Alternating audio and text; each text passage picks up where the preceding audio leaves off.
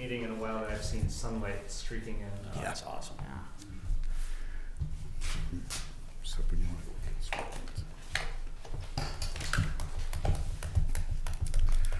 20 seconds. Yeah.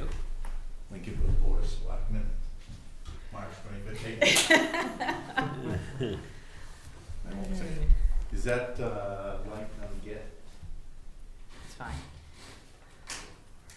Okay, welcome everyone to the Lincolnville Selectmen's meeting. It is March 25th. Kern, would you care to read the quote, please? I'd be glad to. Those who cannot remember the past are condemned to repeat it. George Santayana.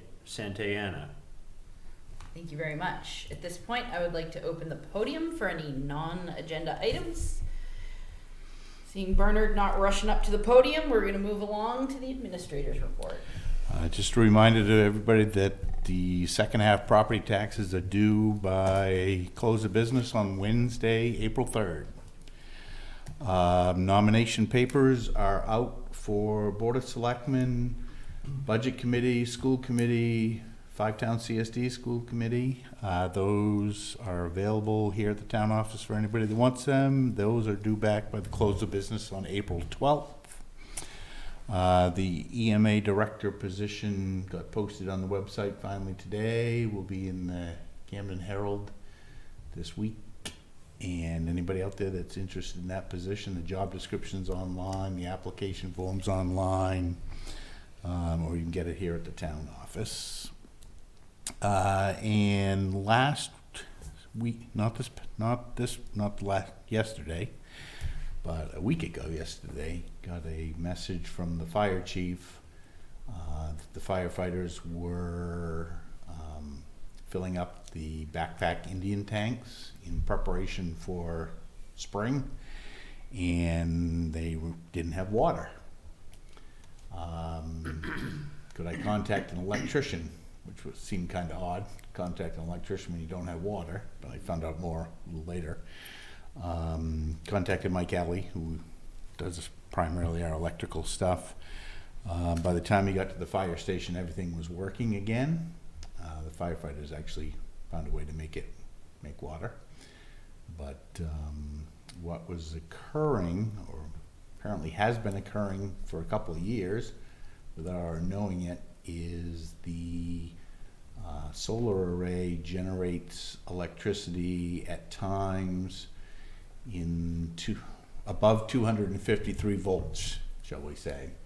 And we have a built-in protection for the well pump that kicks in on low voltage or a high voltage.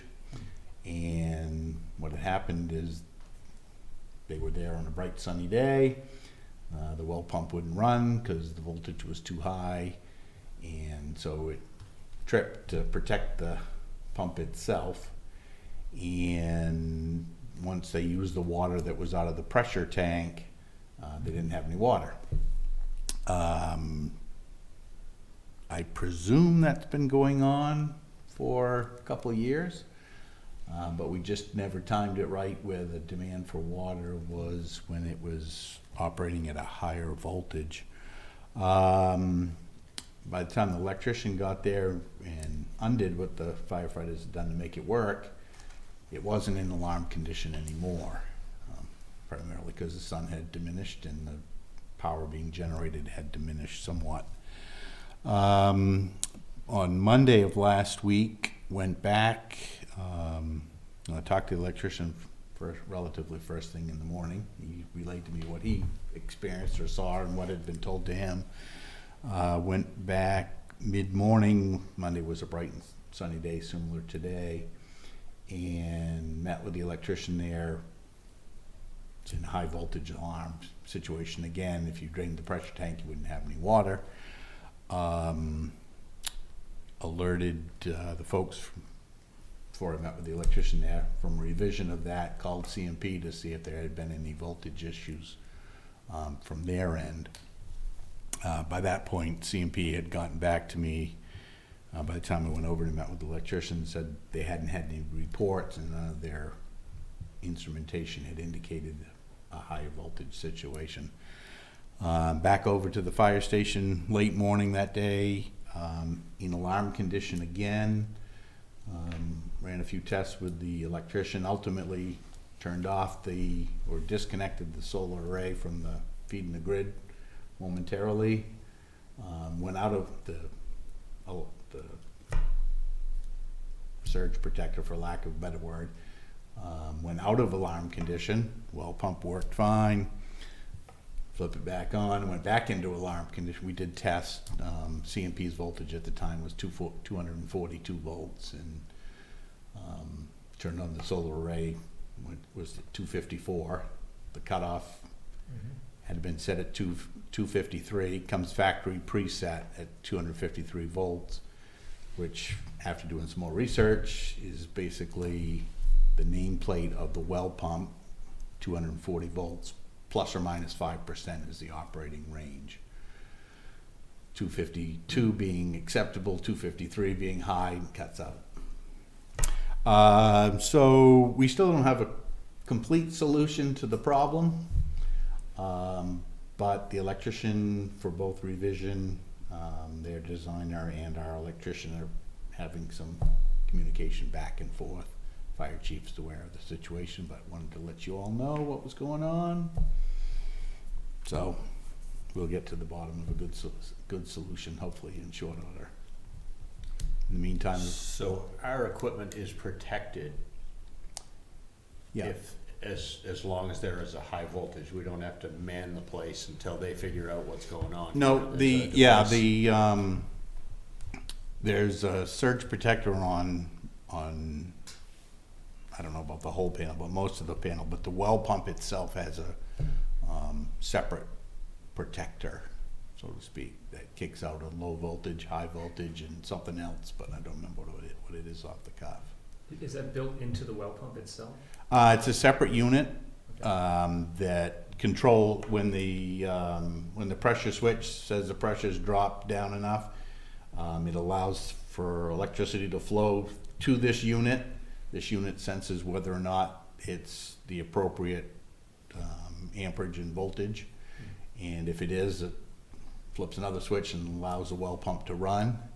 And if it's not, it just doesn't let electricity go any further. Are So we having trouble in any of our other buildings, or just there where at the head end where the solar array it would is? solely, we have not had any other challenges elsewhere, and it would solely be there. The obvious cause now is the solar array generating electricity or creating a voltage that's higher than what's well pump will run on or is supposed to run on. And that just, what we generate for excess electricity there that doesn't get used at the fire station goes out on the grid, and by the time it's out on the grid, we generate such little electricity compared to what's already flowing through CMP's lines that it wouldn't be measurable. I would think that they would be able to regulate that. Well, if back to my electrical days, and believe me, I'm not an electrical type person, but voltage is equal to the amperage times the resistance, and the resistance is pretty constant, and the amperage is going to increase as the sun, at the peak times of the day. So if you're going to be able to regulate it, and I'm sure you can somehow, you're likely to lower your output. And if you lower your output, you're not generating as much electricity, which in turn means we're buying it from somebody else. But we'll get to the right solution. It's just a matter of time. But just wanted to alert you all what was occurring. And if that wasn't sufficient explanation, I'll get an electrician to come talk to you. Outside the agenda, I think that's it for administrator's report. Any other questions for David? Okay, let's move along to upcoming meetings and announcements. All meetings are here unless announced otherwise. Lakes and Ponds Committee is meeting Tuesday, March 26th, 7 p.m. The Budget Committee is also meeting tomorrow, Tuesday, March 26th at 6 p.m., I believe. Can't remember, sorry.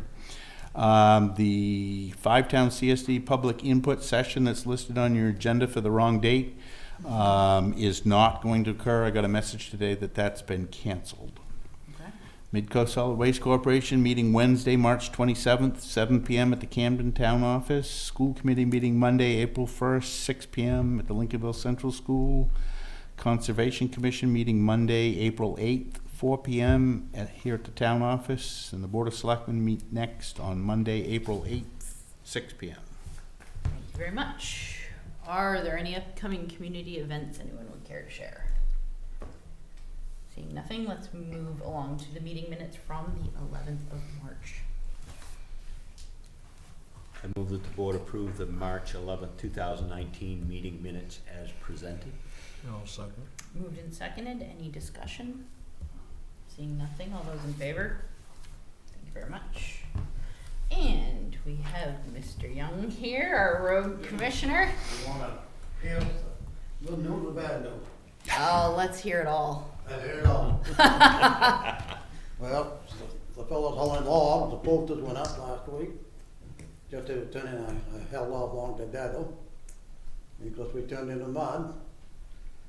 And we had heavy rain about 2 weeks ago, and we lost 2 shoulders because the snow wasn't back enough. And when we went to put it back, there's ice under the snow, so I still couldn't get the water out of the road. And then we went to mud season. I read the paper today about freedom. If any of you read the Vanguard paper today, their town meetings, the rooms have been full for 2 days, each town meeting, which they've had 2 since they've had mud. And I'm not seeing a lot of people here tonight about mud roads, so I don't know if that looks better for you folks. We jumped on it, the minute the road started to change. We got gravel hauled in, we hauled it on the town road to drive the roads up. We'd like to work on it quick, and I don't think anyone got stranded. Tanglewood had a problem in by Ken Weeds. Collarwood is driving me about crazy. They keep mudded up bad every year. And I went down to North Cobbtown. I was going to call it Pitcherbourne, but North Cobbtown. Yeah, that was good and hard. Seems like we put some tar on that last year, and I didn't have 2 miles of mud down there this year. So that came out good. As far as I know, we're all caught up on mud roads that are drying now. And we have a Howard rake on a sundown on a Bobcat, and just does a nice job. John has one, he knows what I'm talking about. Went right in there when what you have on the back of your tractor. Oh, yeah. John Hughes, in case you may not know what it is, but John Hughes takes care of your road up there. The heart of the rake. It's a nice Yeah. looking, it's a Yeah. nice looking rake. Yeah. We went in there, it's even a bit froze that first night, and we could grind a little frost and Yeah. mixed it all up and kept people moving. Yeah, those things are great. Yeah, that's great. So, any questions you wanna ask, about anything? Are there any roads, Bernard, that are gonna need some significant repair because of it turning early here? We went in and fixed all the shoulders. Yeah, Yeah, watch I it. did Watch notice that Moody Mountain coming down there on that side is, and that's a direct result of the banks not being back far enough. Right. Will we be able to talk with Farley's about next year Aye. and see if we can get that back a little further? Dave and I talked about it, and I don't know if he got a bigger truck rigged up. Rigged up is a good idea to ask him if he had something, but those are only 10-foot wings, Yeah, usually 12 or 14. Well, actually, he's probably only 9-foot wings. yeah. And the 12-foot wing or something might push it out further. I wished I'd gone and asked him, but who knows what the weather's gonna be. And we seem to have cold weather, and the snowbanks got pretty big, the last of it, as you probably noticed. And the rains come, and then Yeah. they want way back beyond the ditches, so we could get water down the ditches. So that we lost just some hills. But maybe he could have, we got a big truck up there with a wing on it, maybe he could have put it back Yeah, okay. before they froze underneath the pile. Ice was that thick under the snow pile. Todd went up and made some cutouts up on Moody Mountain, because it wouldn't wash out this last time, they had a hard job cut through the ice. And that's what's going on. Does the salt concentration or maybe too much salt damage our dirt roads? If you ride around in the spring, after the road turn hard, you ever look, see what color the roads are? They're white. They're white, and the road grader comes along and grinds, puts, wind throw it up and probably cuts the gravel that far, the road grader down, and lays it back out. Well, all of a sudden you've got all your winter sand being mixed in. And of course what salt does is melt frost. Yeah. And 3 years ago, I think, well, we had a week rain and I had a lot of, it just put everything right to mud. I like the freezing nights Yeah. and warm days, and that gives you a chance to dry at the same time the frost is coming out. If you drive down the road and down, you'll see water coming up through, but it's drying enough on the top so it ain't mush. And Dave and I wrote a few of them today, made some suggestions on putting the stop signs, marks in the road, with stop signs on the end of Green Acre Road, and maybe Slab City, the people driving through. They drove through last one by Jack Kelly, they took the stop sign down, never stopped coming down Green Acre, Yeah. things like that. And that ain't the first time cars have come through those intersections, either way, Slab City or Green Acre. Unless anyone else got any suggestions, is to put up some more signage or put some white marks in the road saying stop ahead. Those signs have been taken? Those signs have been taken? Well, they still put a little topper on it, Jack Kelly's. Yeah. So we had to put it up in the middle of winter. They pretty hard to put a sign up in the middle of winter when the ground's Yeah. closed. We had a horse there for a while with a stop sign on it, Yeah. but it was too low. People weren't seeing it good. We got a water tank up here, hadn't been used for 20 years. And we don't really need it anymore. Now, I didn't know if the town wanted to sell it or just let it sit there and deter it. Might see if they can get something out of it. Over here? Yeah, we used it for liquid calcium years ago. Oh, Yeah. Had sprayed, put it on a pickup and had it sprayed. We don't use liquid calcium anymore. Yeah. Don't even have it in fact. You think If it's we have to have anything, we put flake out in a sand. you think it's worth anything? I don't know. I've got a fellow that's asked about it. A fellow by the name of Todd Young. I mean, Derek Young, your Todd's son. I didn't mean to say that. Yeah. And I wouldn't put a value on it myself. I'd want someone else to have it Okay. Well, I suppose we should on. look into. To me, it ain't worth much, but I ain't gonna want either one to put a value on it. If you want Dave or Yeah. some of you fellows that haven't, what it is, it's probably maybe a 200-gallon outside oil tank, Yeah. probably hold. It's on skids and you put it in the body. Okay. It has a little pump on it, 5-horse motor. It's the motor's brand new on it. And never had oil put in it, but it's set there since Dave's been here. How many years you said you've been here? Closing in on 16. You know, that's what I you don't told me. think we've ever used. It's, I don't- 20, it's probably 20 years old. It ain't been used. 20 years probably it ain't been used. I mean, And I mean, I ain't gonna set a value on it. I want someone else to. well, the other thing we could do is, we could put it out to bid, You can do that. reverse sale, so to, instead of setting a price and having somebody buy it and get a bargain, is say, give us a price, and in the meantime, we can go look at it and say, you can come up with your own idea what it might be worth. I don't think Lincolnville, yeah, Dave asked if we had anything else to liquidate, but I can't think anything about the highway goes. That's the only unit, and I don't know if town's selling any office supplies or anything either. We gotta We could float, advertise. we gotta float. Yeah, well, maybe, You know, you'll put a couple of those things in the, Yeah. our next agenda, we should talk about Sale of disposal surplus. of I know you got walkways up there, one good walkway, I don't know if that's something you're gonna use again, or that could be, backup. that's a backup. Yeah. You don't wanna part with that. Yeah, Okay. Well, just, that's just in understandable. case a storm comes through, you know? Okay, you could use it later, you're thinking, maybe. Mm-hmm. I don't know. Agenda tank. Anything else for us, Bernard? No, unless someone wants to ask more questions, and What's on the spring plan, once we get beyond mud? get everything patched up and go in here again, and, I haven't got any large complaints, I know of. We're gonna tie Youngtown Road, we're gonna put guardrails up in 2 different locations, I got to widen 2 granite culverts, there's 3 granite, I don't know if someone will realize, there's 3 granite culverts on Youngtown Road.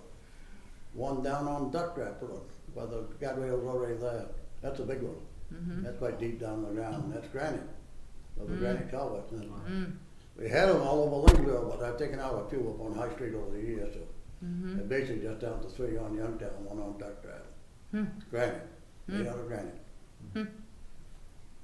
And they're gonna be widening it, because this money is here, and you'll be tired this year. That's great. There's a lot of patching, coal patching, and stuff be done this summer, and ditching, and just a normal ongoing, and see if I can hire a road grader from somewhere, just somewhere, one time graded, get the humps and the bumps out of the roads that we're making, working on this spring, Mm-hmm. because we don't have no graders in town anymore. Mm. Any other questions from Bernard? Thank you very much for coming All out. set. Thanks, Bernard. Before I forget, the patch is coming, the pallet of patch is coming Wednesday, It's gonna be delivered to us. and they have the ability to offload it. They have to what, about unloaded? They have the ability to offload Oh, great. it, so, So they can't, we'll just put it inside the sand shed, in the sand shed, Right. okay? Sorry. okay? Thank you very much. Yeah, you're welcome. Happy spring. See, Thank you, brother. happy spring. And on February 11th, the board discussed food sovereignty ordinance, and the board requested that input be sought from our town attorney. We all have that input, and Selectman Garrettson asked for this to be on the agenda again. Yeah, so really, for me, I would love to hear from the 4 of you. You know, now it's been, I guess, over a month since I brought this up, and I'm curious what your thoughts are and if they've evolved. Or, yeah. Anyone wish to speak? David, do you have any thoughts you care to share? To put you on the spot? No, the only thing I gather, I gathered a lot out of it, but, one thing that our attorney mentioned and some of the other, things from MMA were also saying, I'm reading through it, is that it seems like, in the opinion from what's being stated here, a lot of towns, I won't say most towns, but aren't following the laws and the rules and the regulations the way that they're written, because what they're doing doesn't match what the state allows them to do. And I just wanna make sure that we don't fall in that same slot. From what Sally's written out, I would say that should cover it from what I could gather reading out of it, but, I didn't like some of the wording on it, but it got there eventually. Just primarily about meat and poultry. It tells you that you could do all these things, and then when you get to the second part of the second page, it tells you can't do meat and poultry. If I was gonna write it, I'd have that the first line on the front page, right when you see it, so that catches everybody's eye, because people don't like to read more than the front page. I mean, that's just my own gripe. I think that's where I feel that maybe some towns haven't made quite as much impression about that, because the last thing we need to do is have the Fed come in here and talk to us about anything.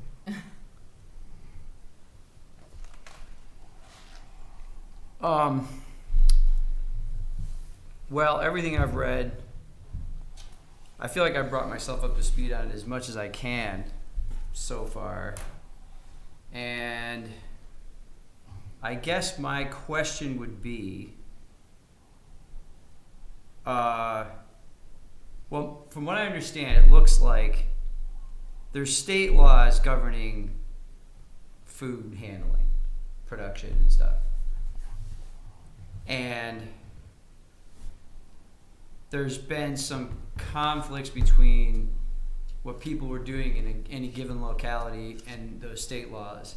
So, correct me if anything I'm saying is wrong. So the Maine Food Sovereignty Act aims to say to local towns individually, you can write your own laws which can precede state law, except for when it comes to meat and poultry, if you want. Is that correct so far? That's the gist of it, if you want. Yeah. So my question then, after looking over the state laws, so I watched the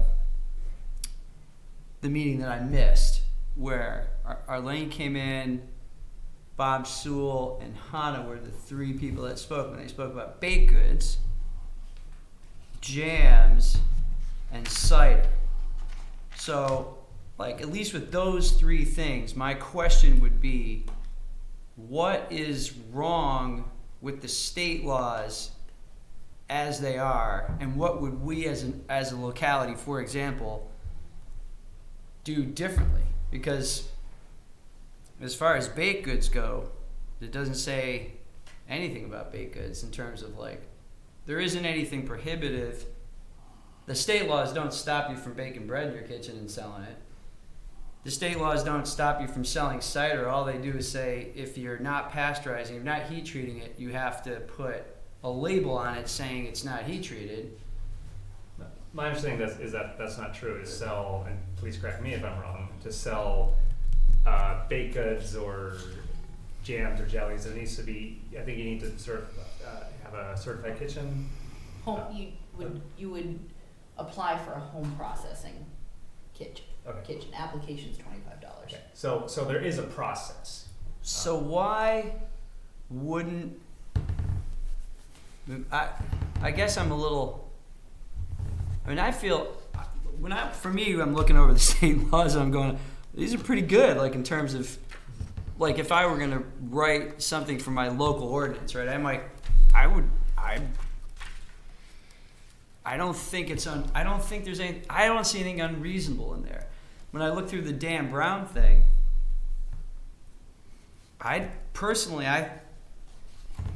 was glad for the way that turned out, because they took his samples of his milk and they measured it. It was loaded with bacteria, and it was the guy was putting raw milk in Gatorade bottles, used Gatorade bottles and stuff. It's just me personally, it's my personal viewpoint, but we deal with raw milk at our own farm, and the state has been nothing but helpful to us. And they came in, and we had to pay $25 for the license that basically says that you've done and do your due diligence, and they came and we didn't know what we didn't know. I didn't know that the little blue ring that's built up protein on the bottles is just an acid wash away from not causing bacteria. My wife didn't know that either at the time, anyway, I guess my feeling at this point is I'm all for people. I think people should absolutely have the right to sell, produce whatever they want to produce and sell it to whoever they want to sell it to, face to face. But I don't think it's unreasonable to have some kind of easy to meet standards that just protect people from. I mean, there's a reason that these safety things evolved, I think. A lot of them, I think, evolved from farmers knowing what the problems could potentially be and suggesting these regulations themselves. I mean, that's my sense, is that, like the state laws that, I mean, they come from people in the state, lawmakers in the state. It's not like outside forces coming in and saying, Maine has to adhere to this. It seems like it evolved out of the state. So I would just, I mean, I guess I feel like if it were me writing the ordinance for this town, I'd say the town of Lincolnville defaults to the state laws because they look pretty good to us. That's just me, right where I stand now, because I haven't seen anything that's makes it so hard for anyone to produce any of this stuff. And then meat's exempted anyway, so I suppose that's where I'm kind of at with it. I agree with that, and I think that's pretty much what I said at our first meeting with this, and I'm just not sure, reading all of that, I'm just not sure what is so big there that can't be achieved, from the small guy, from the small person, right up to the big, mass producer, really. I feel the same way. I think there would be more confidence when someone went to their neighbor to purchase something, at least in my own mind, to purchase, let's say, a couple of jars of jam or whatever. If something, that person takes it seriously, I'm good with buying that, because I know there's not going to be anything wrong with it. It's or also potentially anything wrong with it. There has to be some standards, I feel. I'm not talking about my wife making 2 loaves of bread and a jar of jam and giving it to you. That's not what I'm talking about. I'm talking about on a consistent basis. Somebody driving by this little stand that's at the end of somebody's driveway out here on Route 235, and they know that everything's going to be okay. Also, man, I've had experiences, like, I know people that were out on Route 1 that had a sign out for raw milk, and man, if you knew what was going on in that barn behind that house, no way. That's crazy to me. It was dangerous. It was definitely dangerous. And I think about our tourist economy and how people from out of state, they come, they go, I'm going to go get something from a local farm. I don't know. I just feel like it's not a bad thing to just at least know that somebody paid $25 just to make sure that the kitchen they're baking their bread or making their jam and stuff was like, that they basically went through some process to just be informed about what they might not have known. That's all. All I know is us handling raw food, there were things we didn't know that we didn't know. And the state was really helpful, and it cost us $25. And it saved us from selling bacteria-laden milk to the public. I don't know. Yeah, I mean, 15 years ago, I viewed the state as like this big, scary, amorphous organization. And in the ensuing 15 years and the time that I have spent becoming a professional within the food industry and having a farm myself and working for dairies, I've come to understand that when you're paying that $25 for the application, and there's so many different iterations of applications with the state of Maine, from a home processing license up to, scalable business models, basically, and associated relative cost depending on how large scale your business that you're seeking to embark on, is it really what you're getting is a partnership. You're getting the University of Maine, you're getting the Cooperative Extension, you're getting the Department of Ag Inspector, who gives out a cell phone number for questions. So you're getting basically this entire think tank of experienced people who want a clean water test and just want to visually verify that you're working in a clean environment. And that's for most of the things that I have heard brought up, from bread to jams to pies to that kind of thing. And then my own personal experience working in multiple different dairies, and I mean, I cannot support putting forward an ordinance that exempts dairies from any sort of oversight. And when you talk about local food management, giving the municipality the responsibility of oversight of food safety, essentially. And this is the same conversation we've had with adopting any ordinance or not adopting an ordinance, is who's going to enforce it? I mean, it's the same, that was the crux of the conversation that we had with regards to fireworks. You know, is that, you know, sure, we can adopt an ordinance, but there isn't actually a body, a person, an organization, someone that the town employs to make sure that the structure of it is enforced. And we, as elected officials, have to understand that the failure to incorporate certain limitations and correctly construct an ordinance that can be followed and can be legally adopted could lead to broad misconceptions. And unfortunately, I think a lot of the conversations that are engaged in with regards to food sovereignty are wholly based on acceptably spread misconceptions, whether it's too expensive or it's onerous or you can't, you know, I hear you can't, and it's just not true. If anyone took any amount of time to attend any of the free licensing programs or just make a couple phone calls, those impediments to having a legal vehicle to do business with whoever, wherever, just don't exist. And that the failure on any of those parties to comply with those structures could likely result in intervention by the state, and even worse, beyond that, depending on what food substance you're talking about, the federal government.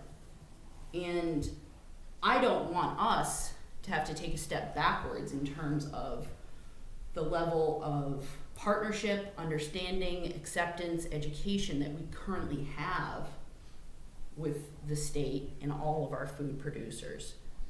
I mean, the crux for me is dairy. Okay. Which you and I have had this conversation. And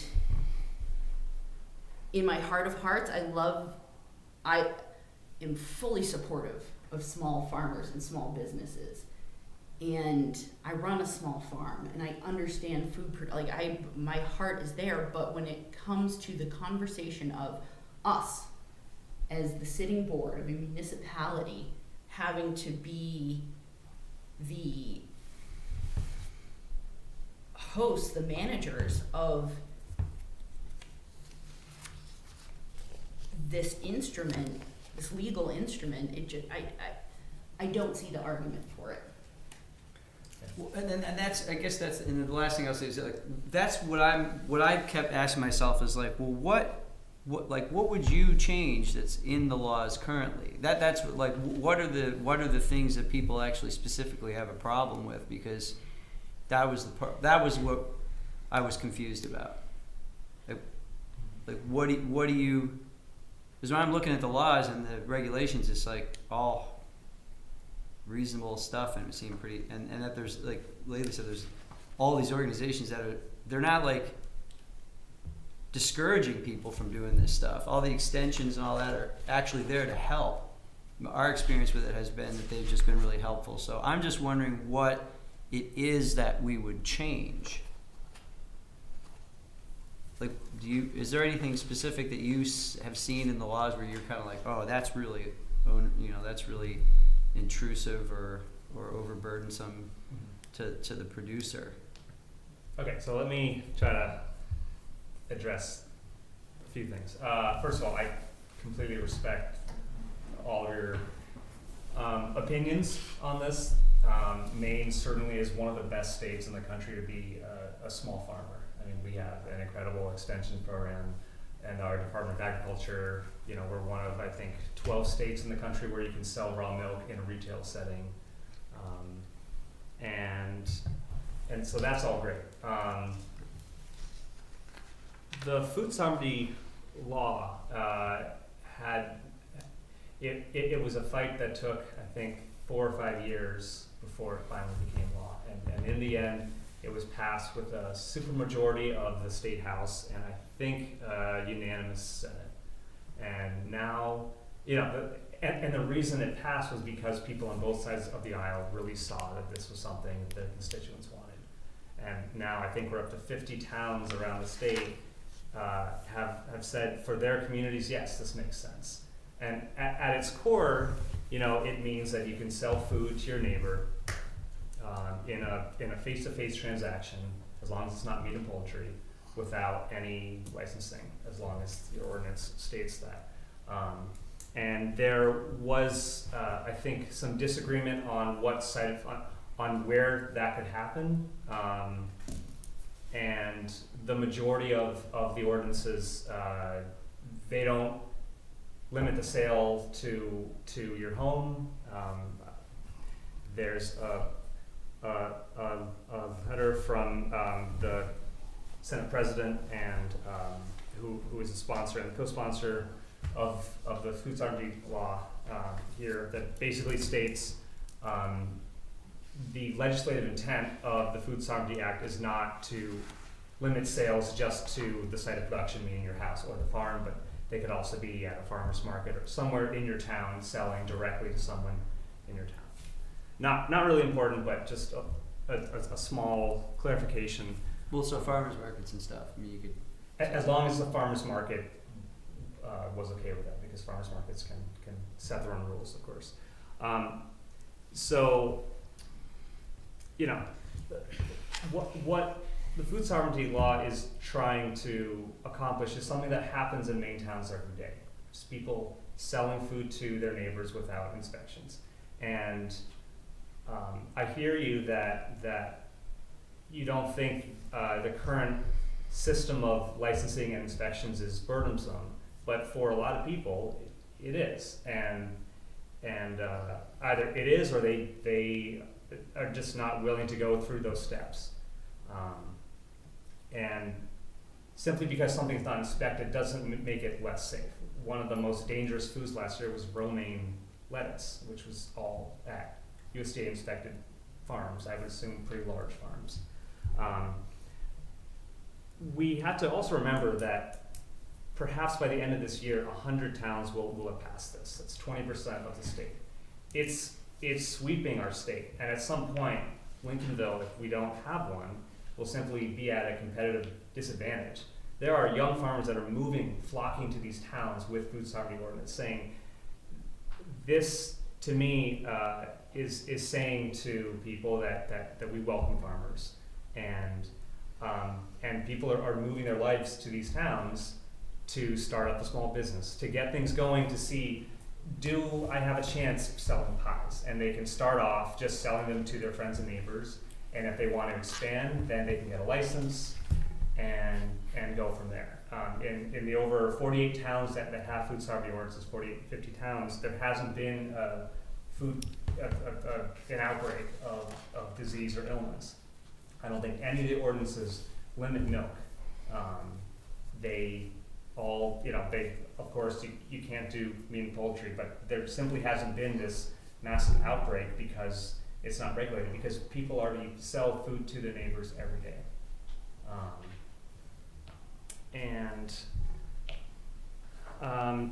This is about personal choice, and that's something that I really love about being in Maine. You know, you can buy raw milk, you can sell marijuana, you can conceal carry a handgun without a license. I'm not so crazy about that one, but it's going with this ethic of independence and personal choice and responsibility. And you don't have to buy food from your neighbor if you don't think they do a good job producing food. But it's something that I think is important that we champion. And you know, it's not like we're doing this before there was a state law. It's not like we are on the forefront and the pioneers in the state.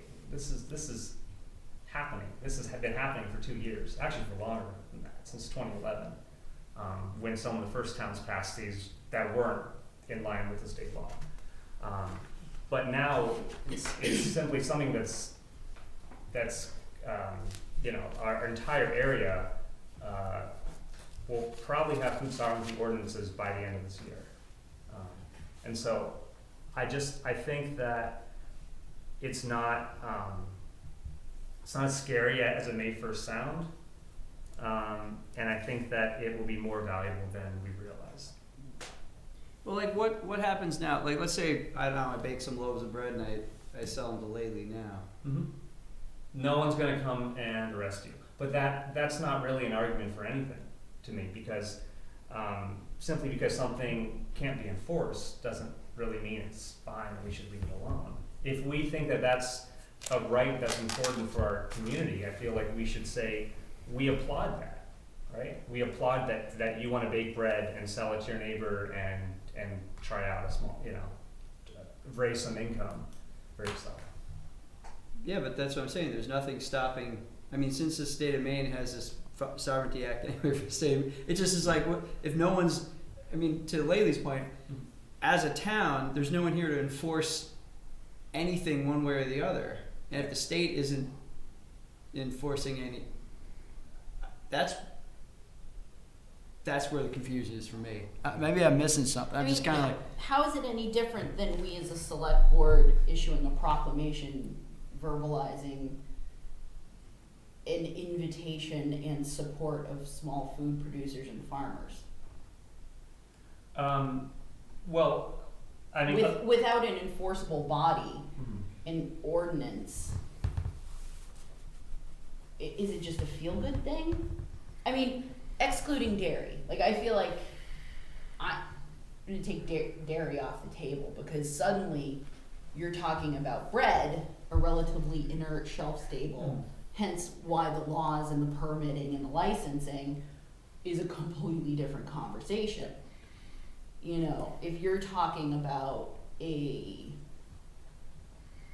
product that is a vector for any number of infectious diseases, bacteria, et cetera, totally different conversation. But this ordinance just sort of blissfully wraps it all up into one.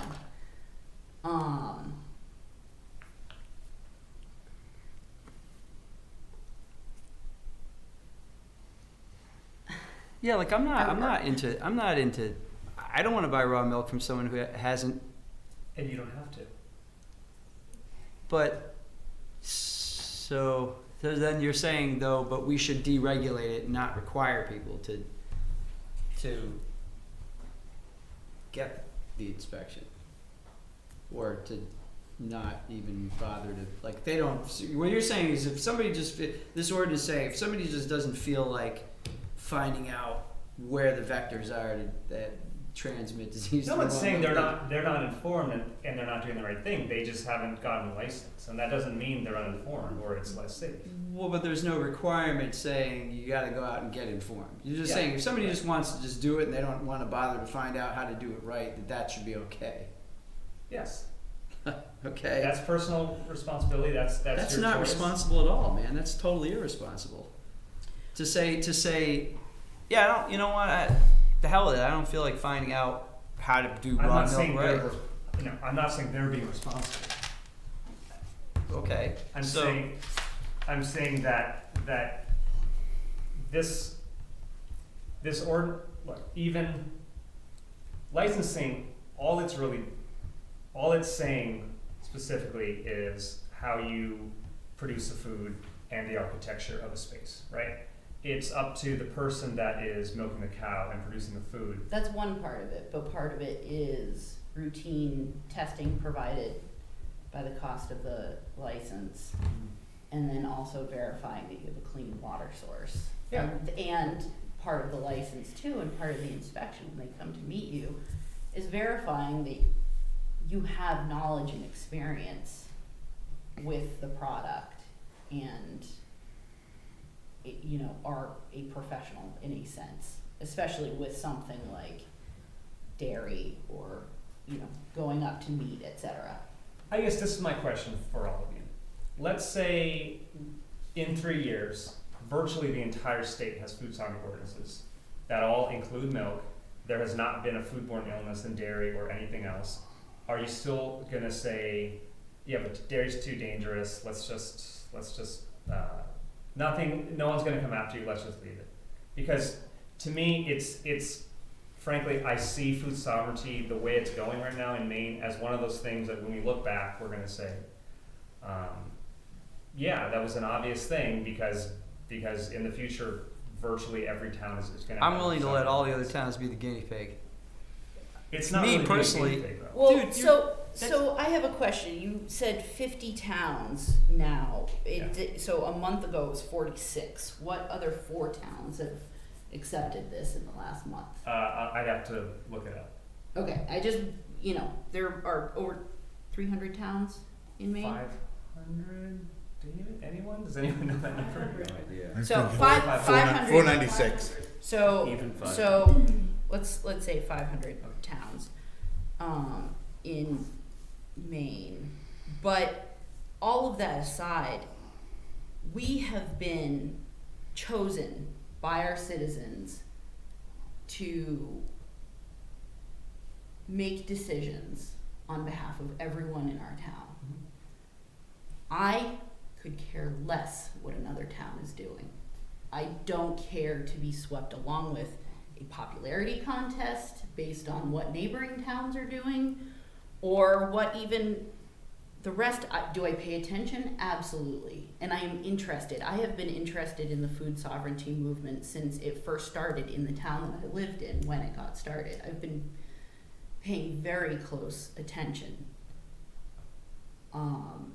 And I can say with all confidence of all of my professional experience and with my 7 years of experience sitting here in this chair that I don't see the necessity for Lincolnville at this time to spend our taxpayers' dollars in attorney's fees to draft this up, to spend our selectmen's time continuing to belabor this subject. I mean, I know it's terribly boring work, that the other stuff that makes up the majority of this agenda. However, we have some really serious stuff that we have to figure out and figure out how to afford. And I am personally resentful that it is left to the second half of this budget conversation, this select board's conversation. We have to figure out how we're going to have the people in this town afford to live in this town. And I hear what you're saying, and I would be interested at a different point in time to have a conversation with you about how you think that this would be an economic stimulus package for the town of Lincolnville. I'd be curious to know precisely what what sort of food producers that would be covered. But to have that here now, I'm not compelled. Yeah, and in my feeling, I mean, the last thing I'll say about it right now, I was just thinking about what all that's happening. If it were me, and I'm only speaking for me, if I were starting a farm and I were in a town that the whole state, one of the towns, the whole state knew, like, let's say our food ordinance for the sake of argument, we wrote one and it said, we simply find the state laws currently to be very well thought out and pretty common sense, and so we're adopting those, we're just sticking with that. I would feel better as a consumer going to a farm in Lincolnville and buying the raw milk there, or buying the sauerkraut there, or buying the whatever falls under those ordinances in one of those, from one of those farms, from one of those kitchens, from one of those producers, as opposed to some place that said, we don't have any rules or restrictions and no one's required to even learn how to do any of this stuff right. As a consumer, you know what I mean? And to me it just muddies the water to have all these different localities have these sort of different rules. Like over here you can make milk with, you can produce milk without any rules, and over here, you know, you've at least gone to the trouble to find out that you have a clean water supply and you're cleaning your jars right. I don't know. As a consumer, I would be more likely to buy from a place where the common sense laws that already exist and have been time tested and proven to work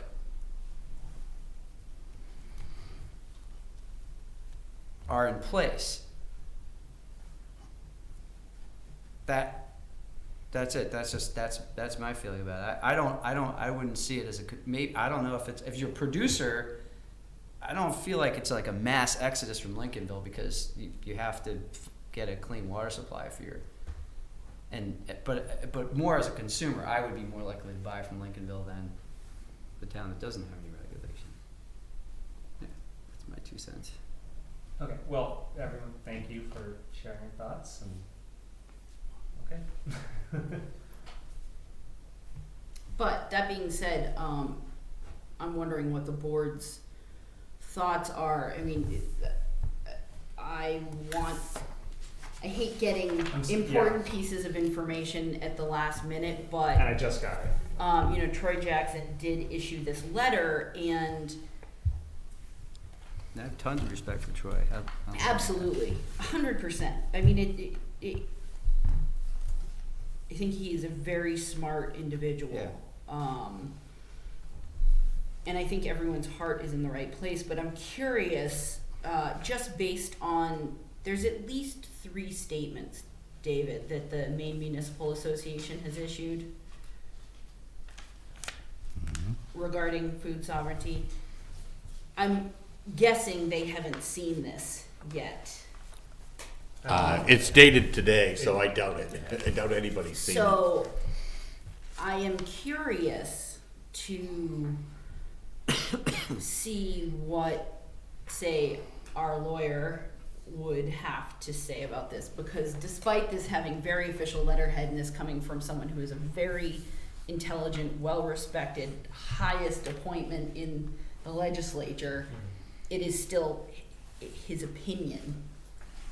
And I think it would be important and wise for us, before we hang our coats or hang our hats on this as a legal finding, which it is not,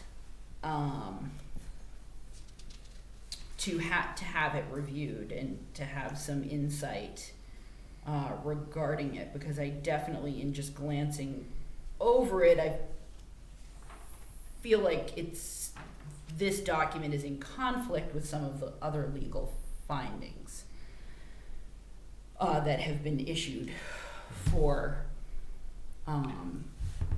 municipalities to consider. So I do just want to say that other town attorneys have disagreed with our town attorney in terms of site production. Camden's proposed ordinance, not trying to compare, but just as an example, their proposed food sovereignty ordinance does not limit to site of production because they came to the conclusion that it didn't conflict with the state law. Of course, a legal opinion is just an opinion, right? Right. Until someone rules on it.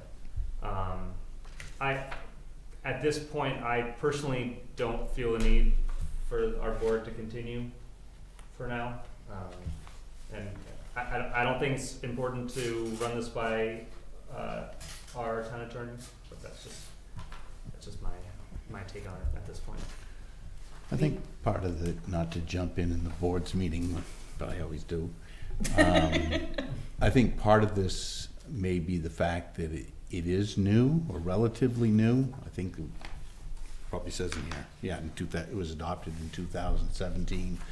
And like most new things, it's until someone adopts an ordinance or doesn't adopt an ordinance and somebody challenges that, there's no basis for anybody to, there's no case law behind it, or and every attorney you talk to will give you a different opinion until all of a sudden there is 100 years worth of case law that's been well decided and it's tried and true.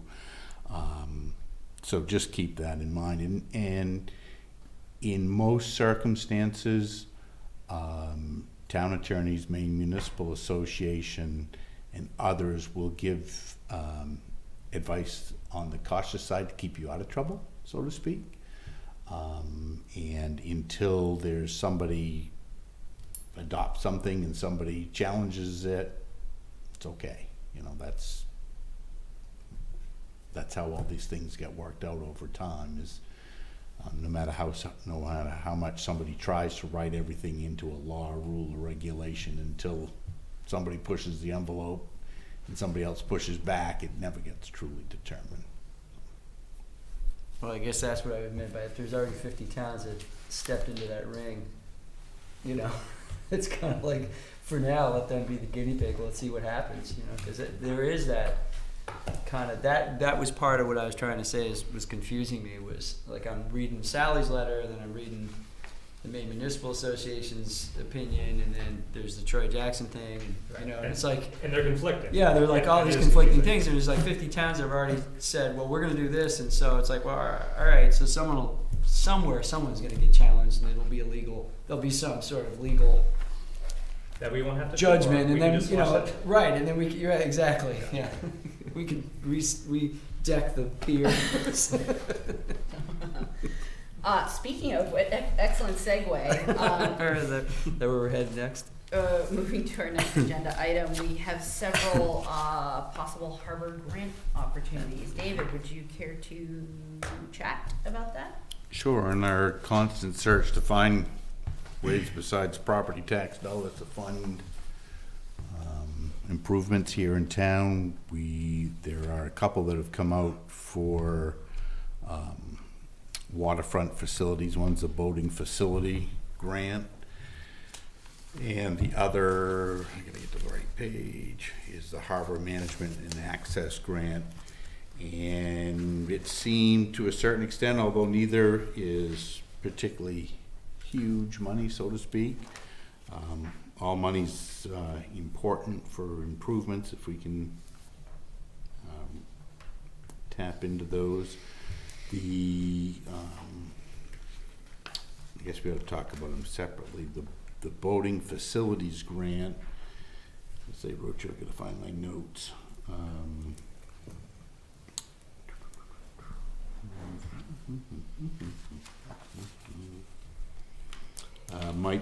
We've had conversations in the past about improvements like to the launching ramp.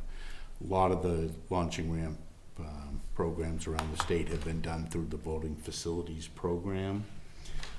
That has a pre-application request for a site visit that needs to be in by April 17th, which isn't much more than asking them to come look at what you have and advise you on whether or not it meets with your program. If something to the launching ramp was of desire to the board. The harbor access grant is to help the public access water. Recreationally, I believe, one of these is definitely tied solely to recreation. Sorry, it takes me a minute to even remind myself.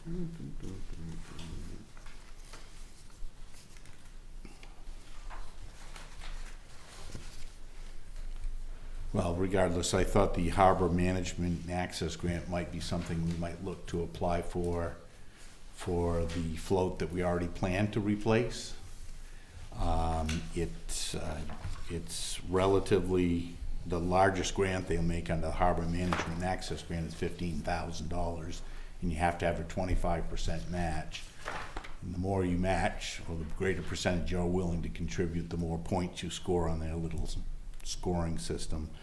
I didn't see where there'd be much harm in trying to pursue that for the float system, or the outer float. You know, worst come to worst, if they don't fund it, we've got the money, we can do it. But if they will fund it, then we could have that money in reserve for another project or another float at another point down the line. So there, I didn't do a very good job explaining either of those, but I did a better job in what I wrote, I think. Do you want a motion from the board? Well, I for- just, I don't know as a motion is so much necessary, but I don't want to obviously go down a path that the board isn't necessarily ready to go either. I mean, I think for the harbor separating the two, the harbor management and the access with the float, that's almost to me a no-brainer to try and apply for, because it's a program that we'd already discussed, you know, doing and replacing. The harbor facilities program, the true application isn't due till the middle of July. But if we want to try to see if what we have for either a launching ramp or something else that falls into, into that program, you know, I want to let them know and get in the queue for an inspection and get some more information. But I don't want to go say, oh, come look at our boat launching ramp, and then, you know, come back after that meeting and say, oh yeah, they're interested in the boat launching ramp, and you people say, well, we're not interested in the boat launching ramp, we're interested in the something else. Neither of these programs to me seem suited for the pier deck replacement project. I think that's probably more small harbor improvement program grant. We're certainly in a really excellent position to pursue this, so I see a lot of nodding of heads at David. Do we have to, does it mean that we have to approve or propose funding for the matching funds? Or is that money already We there? currently, in our harbor savings account, have sufficient funds to pursue these conversations. I think when we actually fill out the paperwork that goes in for the proposals, we'll have to have a board vote to commit. You know, should X they number of dollars, yeah. fund this, we're committed, we have the money, we're committed to funding this. For the pre-application, that's not a requirement. When we get to the Harbor Management and Access Grant, it will be a requirement, but we have till the end of April to figure all that out too. And were we in the queue, not to change the subject, but were we in the queue for the ship grant, for a ship grant visit to get somebody to? Ship grant, my understanding now, is a rolling grant application process. Mm-hmm. The answer to your question is no, because we haven't committed that we're doing it, but because we were waiting for quotes that we never got, Right. that don't seem to be forthcoming. Right. And now that I hope winter is behind us, I'll find out from Steve when he's coming to do the deck inspection, so that he actually, one of his tasks was to map out whether it be the whole thing or a section of it. Okay, well, let's wait for that report and then have that And conversation. then we'll have, we'll know what, if anything, we're going to do or need to do or are required to do, and then we can assign a cost to that, and then we can find the money for it. Great, but yeah, let's get these tools. So does it, So Yeah. launching ramp you don't and the need float? You don't do you want need a a motion? If anybody objects to the launching ramp and the float discussion, let me know now and we can have a vote, Not at but all. otherwise Yeah. I'll just No, please. plug ahead. No objections. Thank you, David. Okay. And we have LD 290. Not really fun. Well, It's not looking good, huh? it I'm does. really sorry about that. Wow. Josh really took one for the team on that one. Well, you tried. I mean, so it's that board up there that's basically saying, yeah, no, Yeah, that ought not to pass. ought not to. Well, It was, yeah, there's a larger conversation. It's interesting. I've had some follow-up conversations with various fishermen from other parts of the state, and it seems like our situation is very localized in terms of impact impact to the environment or impact to fishermen. And so really with the dead on arrival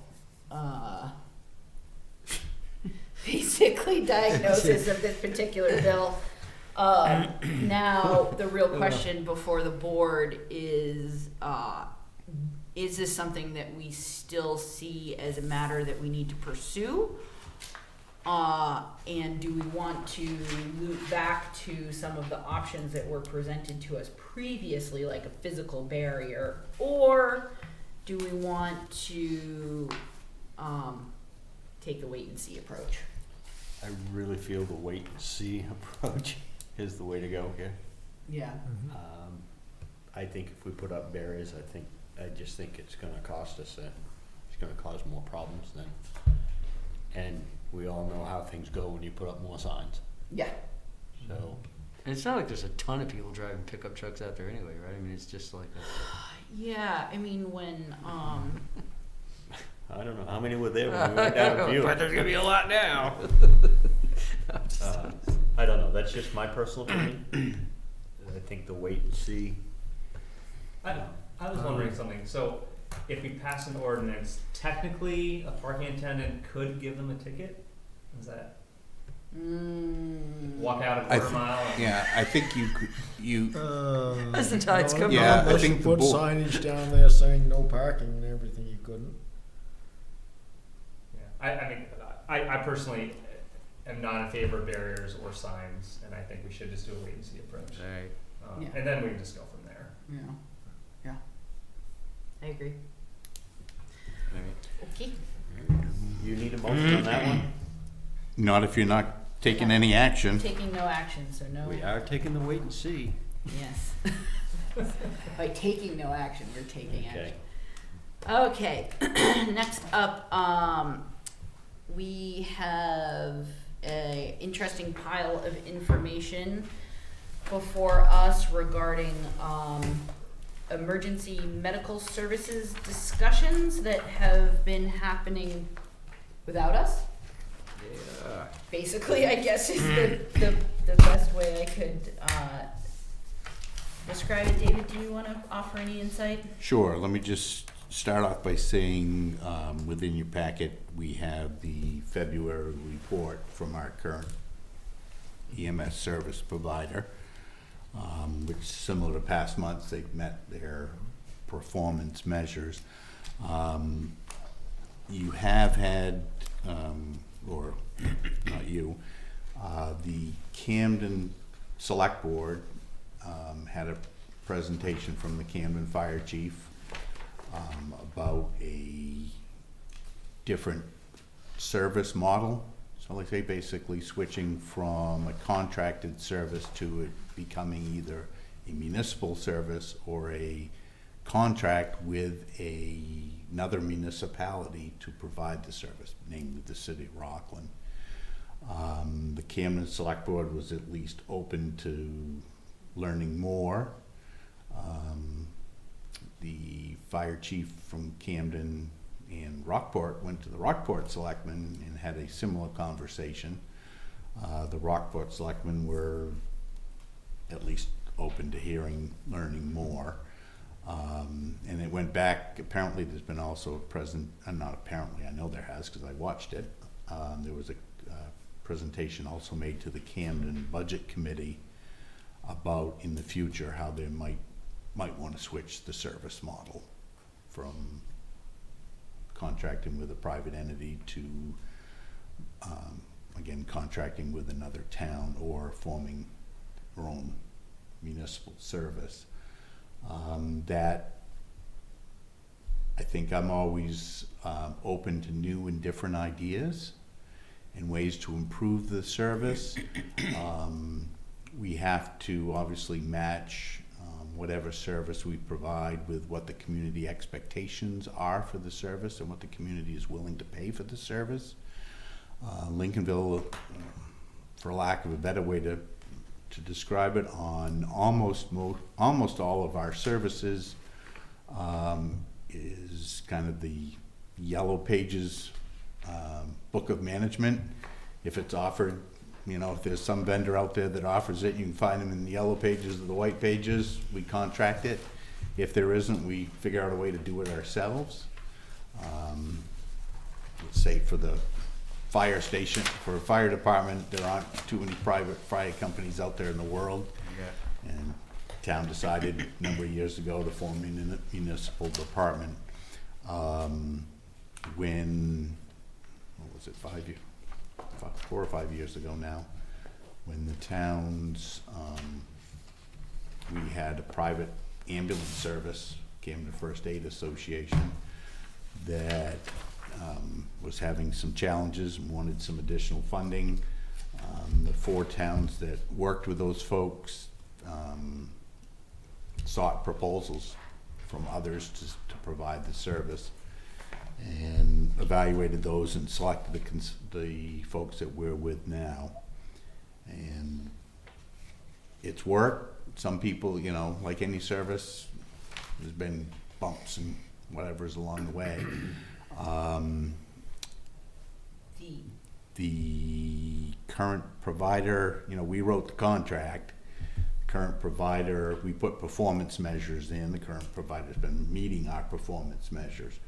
I don't think there isn't any service that if you, whether it be roads or ambulance or fire, that if you chose to put more man hours or person hours into and money, you could get a better or different service. So this concept didn't come from the current committee tasked with reviewing the performance of our current provider. Correct. The current EMS Performance Review Committee was created when we went away from Camden First Aid and went to Northeast Health, with the idea that we didn't want to be caught like we were when Camden First Aid had their challenges. We wanted to have a better understanding of a better handle on the provider of that service. And so that committee was formed. I don't think the select boards ever intended them to be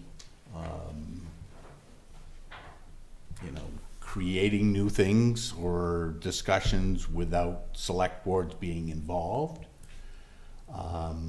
It's been more of, what are you doing? Here's the complaints we've been receiving. Why do you have, why is the response time higher than it's been last month?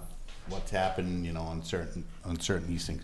Monitoring the performance of the vendor, not necessarily selecting a vendor. Initially, when the selection was made, the selectmen of the towns, all the 4 towns involved, each had 2 representatives. I think they may have all been selectmen. I'm trying to get my handle around that. Involved in creating a request for proposals, receiving those proposals, reviewing those proposals, and then had a big presentation on proposals down at the Opera House in Camden. And ultimately a vendor was selected. The model now that's being discussed is a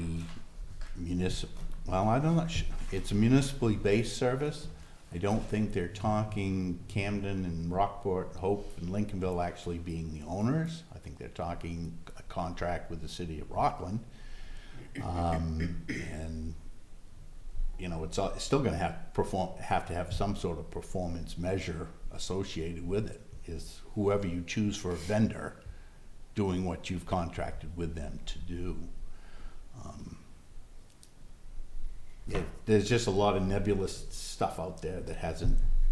And at any point, has there been some sort of like financial analysis or No. affordability study done of this? No, I concept? think the concept was first floated in Camden to see if there was, for lack of a better word, any appetite for it. I believe that in true Selectmen fashion, somebody always asks that question, well, what's the cost? And nobody knows, and nobody's offering that as yet. Well, I mean, forgive me, but there's wonderful ideas abound, but if we can't assign some sort of liability to the taxpayer, what's the point of having the conversation? Well, I suspect when it was first brought out to the Camden Select Board was similar to these grant conversations you just had. Do you want me to spend the time and effort to go to, even invest my time, and not my time, I'm speaking like I'm the Camden Town Manager, to the Camden Select Board, or is this is this a non-starter? And I don't know if there's enough information out there to make an informed decision.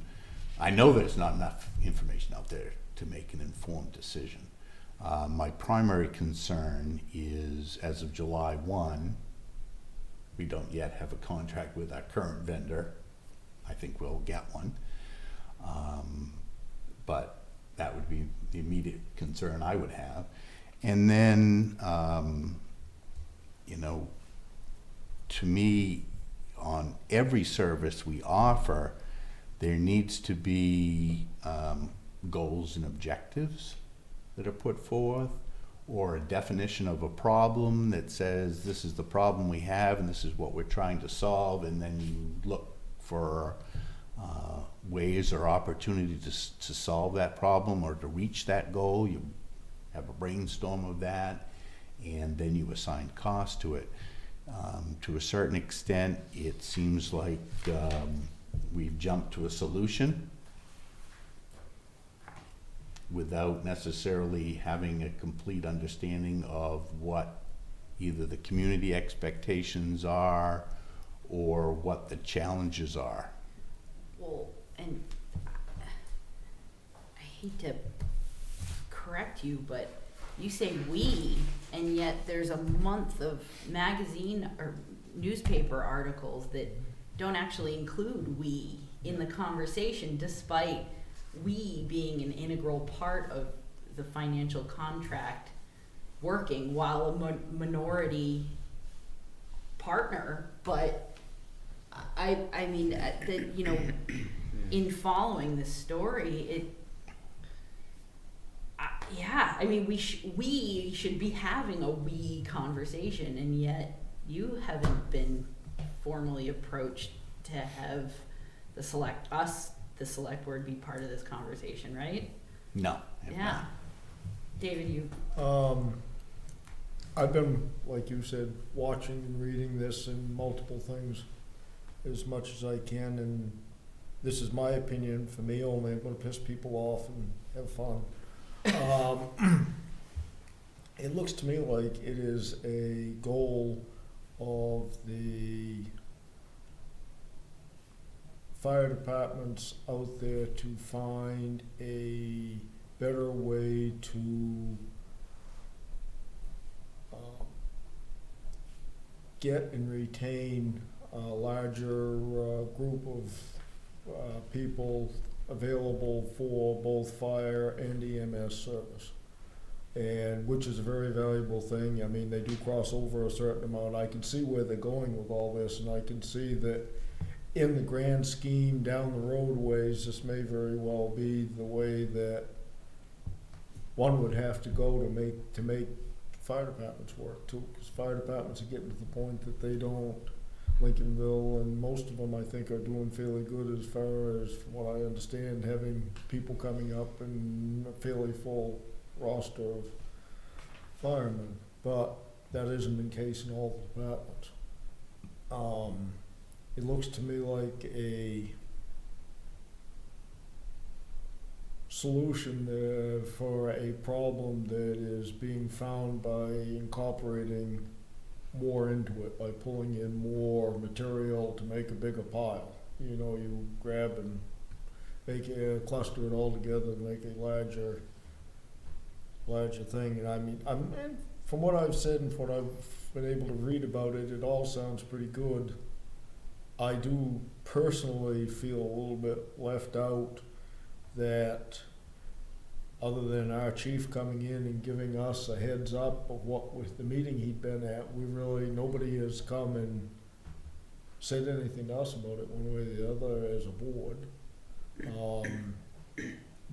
I've read it's been very strongly said in there that part of the reasons for this would be ambulances closer to various places so that they could get to Hope and Lincolnville faster because they would be stored at the other fire departments, which is a wonderful idea.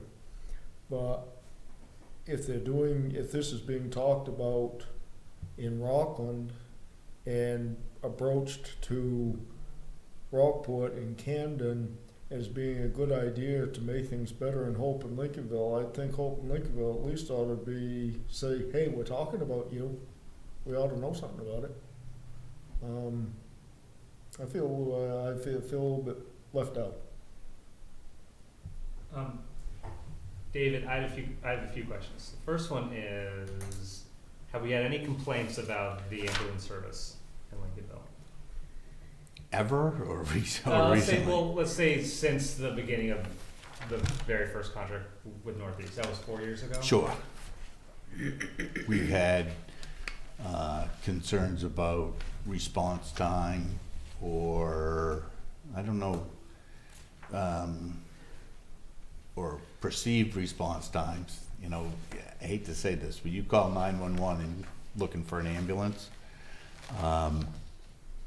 and if it takes 5 minutes, which it always takes longer than 5 minutes, it seems like you're there alongside the road or at home for hours on end. But you can't do much about, I mean, short of having an ambulance somewhere closer, you're not going to do much about that. We've had concerns, I don't know about in Lincolnville, but I'm trying to think as the group, we've had concerns about not knowing exactly where they were going, so to speak. Okay. We have had concerns about sirens. Being too loud? Yeah, basically. Why was the ambulance coming by with lights and sirens? They want to get somebody. I get more complaints about dogs running loose than I ever have the ambulance service. Okay, second question. So our contract expires in July, is that correct? June 30th. June 30th. Okay. Midnight, June 30th. Yeah. And as Northeast, have we being the EMS Performance Review Committee, have we requested pricing for a new contract? Is there negotiations on that? We, the managers and administrators of the 4 towns, have asked Northeast Mobile Health Service for pricings and a contract extension, basically. We received pricing back. We asked for some revisions to the contract. They asked for some changes to the current contract. We agreed to some and asked for some changes back. Nothing substantial or major on either side. The extension, the conversation has been the cost would be the same in the upcoming fiscal year as the current fiscal year. They asked for a class to be reduced in terms of required training because they couldn't obtain it in the state of Maine because it wasn't being offered. We asked that the contract extension the amount be written on the face of the document instead of just saying in the same terms as the previous year, so you didn't have to look back, find the last contract, pretty minor stuff as far as that's concerned. Two more. Yeah. So we have a vacancy on the EMS Performance Review Committee for Lincolnville. Mm-hmm. I do know that there are select board members from other towns on there. I think it would be great if if possible, one of the more senior members of our select board could serve on that. If not, I'm happy to serve on that, but I think if one of us was on that, that would just give us that much more of a voice in this conversation. And then my final question is concerned that what if Camden, Rockport, Hope, say this is what we want to do, it's going to cost this much money, and we're like, that's insane. We just can't afford that. What are our options? Because I feel like we need to be prepared if it's just too expensive to be able to find something. Well, at this point, I don't believe that any of the communities that we partner with are looking to change as of July 1. I think they're all looking to extend the contract. I won't say there's no way. There's as close to no way as you could possibly get to start today to have an ambulance service ready to go July 1 in any one of our 4 communities. It's just physically impossible and financially impossible as well. Plus, in order for a provider to leave, they have to provide certain notice to the state that they're no longer going to provide ambulance services to your town, so you have some alert that it's coming. So we don't have the immediacy. We don't have, we as Lincolnville don't have a whole lot of options, I guess. There are obviously ambulance services around us. Let's see, in February we had a total of 7 calls for service and 5 involved transports in the month of February. So that's 1 every 4 days. We're not a high user of the service. Well, but that's also February too. Well, true. That could potentially more than triple Oh, July, August, September, October. absolutely, Per month. absolutely. The response time is actually pretty good, but again, that's February. Right. I mean, if you start to think of driving through downtown Camden in the middle of summer, you could be. That's why they have lights and sirens on the ambulances. There may be opportunities. There may be other vendors out there. I mean, town of Northport served by Belfast. Searsmont has an ambulance. I don't know. I mean, the best service for a long time has been in partnership with the communities we're partnering with now. That might not be the case. I think it never hurts to explore your options. If others are looking to explore their options, we ought to be preparing ourselves. I mean, Northeast even if Camden decided they were going to form their own service in Camden, Northeast might still be an option for us. They do the transports out of Penn Bay by contract with Penn Bay, so they're going to have a presence. They bought a building in Rockport. They might be willing to drive through Camden to get to Lincolnville to, who knows? But it's never too early to. They cost us a lot more though, right? Because I mean, if Camden wasn't part of their contract. We don't know because we don't have so much of a demand for the service. And so right now, we don't require them to have. That's the other thing we did. Initially, we had our initial contract with Northeast was you'll provide so many ambulances for so many hours a day. And obviously the number of ambulances went up during daylight hours or when try to match it with call volume. With the contract that we signed last year, it went to a performance measure where we said, in essence, we don't care how many ambulances you have, but when we call, we want you to send one. And if we call with certain calls that are identified through dispatch as requiring these things, we want a paramedic on that. And we're gonna measure that, and if you don't have it and you get below a certain threshold, there's gonna be a financial penalty associated with that. So there's a lot of moving parts, I guess is the best way to put it. And I just want to get you guys, ladies, thinking of, are we just a bit player and going to hitch our wagon to whatever happens and let other communities decide what we're going to do? Or are we going to say, hey, what's going on? Well, what are our options? I mean, I become a little bit upset when I read in the newspaper that other select boards are discussing us. Like they, what was the quote?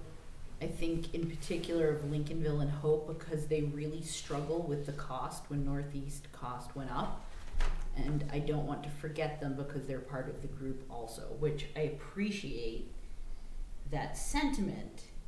And yet, I don't think in any conversation we've ever had about affording emergency services. I mean, maybe way back when Camden First Aid came back to us with, this is what we're going to need in order to keep going. That was a shocking number, but I mean, part of our job is analyzing what our taxpayers want. I mean, and we've had this conversation before, how many paramedics are we willing to pay for? How would, but in all of this conversation, what are our next steps in either to introduce ourselves to the conversation or to be recognized as a partner? I mean, Well, I think that was part of what that individual was saying at the Rockport Selectmen's meeting is they were aware that they'd been to Camden and talked about it, and then they showed up in Rockport, and the fellow that said that was part of the initial review, and it's like, kind of the conversation you were mentioning earlier about the we, and he was part of the we, and it might do us well to once again reach out to our partners in this and say, hey, don't forget us, here we are. what do you think is the best instrument? Just Well, does that go to what Josh was saying about somebody? Well, certainly it'd be nice to have, it always is nice to have all our committees full and fully staffed. Certainly the EMS Performance Review Committee, at one point was 2 selectmen from each of the 4 towns when we first started. And over time, like everything else, when things started to go relatively smoothly. we had a selectman and a budget committee member. Did we? Yeah. Okay. But, yeah. I'll back up and say elected officials. And then over time, things, hopefully run smoothly, and some of the urgency or immediacy of the issues don't seem quite as dramatic. Things go good, and slowly we roll back and we find others that are interested in serving. So I think it would be good to have interested parties serving on that. I think it may come up at the next EMS Performance Review Committee meeting, whenever that is. There have been a couple different fits and starts of trying to schedule one of those that hasn't come up. I really don't think it's the, unless there is poor performance, I don't think it's the committee's responsibility to go out and look for something new and different. I think that falls solely on the selectmen of the 4 towns to have a conversation to say, just like we did when Camden First Aid was having the challenges, is the 4 groups of selectmen went to a presentation and ultimately said, well, we've got to look and see what's out there. Would it be worthwhile for us to draft a letter coming from the select board to, Or for no offense for you, Madam Chair, to Yes. speak with the Camden chair and the Rockport chair and the Hope chair and say, hey, what, Sure. I mean, I'll have conversations with the managers and administrators, but sometimes elected leader to elected leader, personally, Well, I hadn't given a whole lot of, I'd given some thought to the next steps, but Could we invite them to our next meeting? Is that, Or suggest that we have a, Roundtable discussion. selectmen, board discussions? Yeah. I would prefer to push for a meeting rather than just send a letter, just so it Mhm. feels more proactive, I guess. Yeah, I mean, I would feel much better rather than reading about our fate in the newspaper to have a direct, I wish that, say, Camden had thought to formally invite us to participate in this conversation, but, you know, what's done is done, so I think that is the Yeah, I mean, part of proactive that thing might, to do. I'm not sure the process was completely vetted prior. I'm pretty sure it hadn't been, because nobody's been involved, but part of it might be like me have a conversation here tonight with the five of you, trying to get some advice, opinion, guidance, and, that takes on a life of its own, and you don't want to go down these roads without your support of the board. But I didn't see in the minutes from Camden where they said, well, reach out to the other 3 towns either. Right. If I may, and maybe I'm completely wrong here, I got a feeling it wasn't Camden's meeting to invite. I think it was the people who were bringing this to fruition, Yeah, but wanted to Cam- talk to the Camden Select Board. Well, it got on the agenda. So, Yeah, well, it's just like it- somebody coming here and wanting to get on the agenda, if it's got something to do with another town, is it our responsibility to, I mean, I'm not sticking up for anybody here, but I know what we were met with when we sent that letter to Midcoast Solid, to the selectmen of the 4 towns, instead of sending it to the Midcoast Solid Waste, and they could give a rat's behind about it, Yeah. so, the towns, really, Well, both did, but- Well, I mean, a face-to-face conversation is always, holds great value, so let's start there and see if that's something that we can get in the works. Book a big space.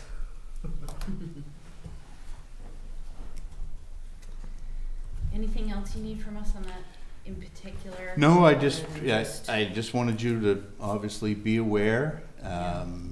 There's obviously conversation going on in the community. It's in the newspapers, probably coffee shop talk, and it is one of the, although we're not required to offer ambulance service by any state statute, it certainly is one of the things that I think the citizens have an expectation that government's gonna provide. What would happen if we just canceled it and someone called 911? Who would come? No one, well, no one.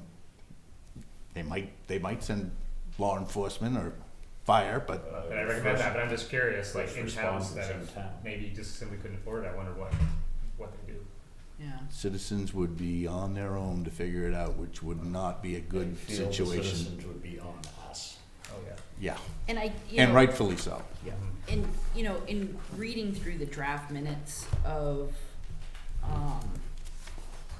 the Camden Select Board, I certainly appreciate the comments made by Julia Libby, who served on the select board, who served with Camden First Aid for a long time, and certainly has a lot of professional experience, and had some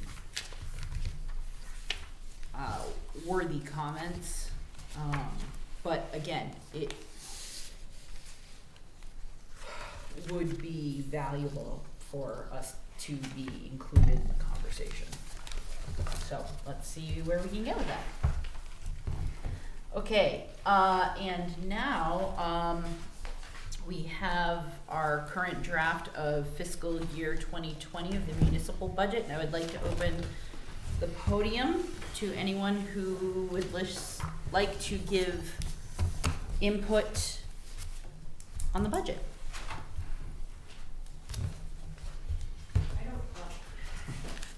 Budget specifically. I'll just- Hi, my name is Arlene Jurwitz Layton. I live on Youngtown Road. And I know that Bernard was just here, and I came to the tail end of his presentation. But I just would like to know, and this is just because it's on, I haven't read the budget, okay? But I'd like to know about our roads, and specifically Youngtown Road, where I'm living on. And it just seems to me that the roads need to, well, they need more than resurfacing, but that seems to be what happens whenever they're in the condition that they're in now. Yep. There's So- especially a bump. I'm really appreciative of the bump sign, because if you go fast over that, you lose the bottom of your car. Uh-huh. So that's my only question is, our roads this year. Yep. I know we made national news one year. Wasn't that Route 52? Yeah, Andy Young, yeah. Yeah, so what is proposed in the budget, so yet to be approved, but in keeping with our road maintenance plan, is that Youngtown is up for repaving, and there will be, how many culverts, David? I think I think Bernard told me earlier today that he's identified 3 that need replacement on Youngtown Road itself. Yeah. Because a number of them were replaced the last time, and we have the Bernard called them stone culverts, I'd call them a bridge, Right. that are going to be widened, so we'll actually have shoulders. And addition of guardrails in a couple of locations also. Well, thank you. Yeah. So thank you for letting me know. And if you want a copy of that page or the budget, we can grab you one Sure. too. Yeah. Okay, thank you. Yeah. Yeah. Any other public comment? Okay, we'll close public comment. And now it's our turn to go through the budget. Everybody ready?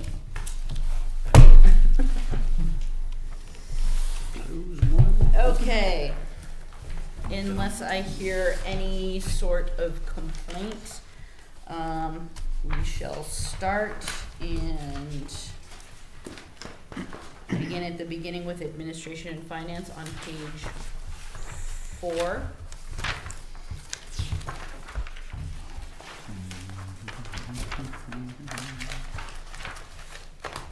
Is there anything we want to change here?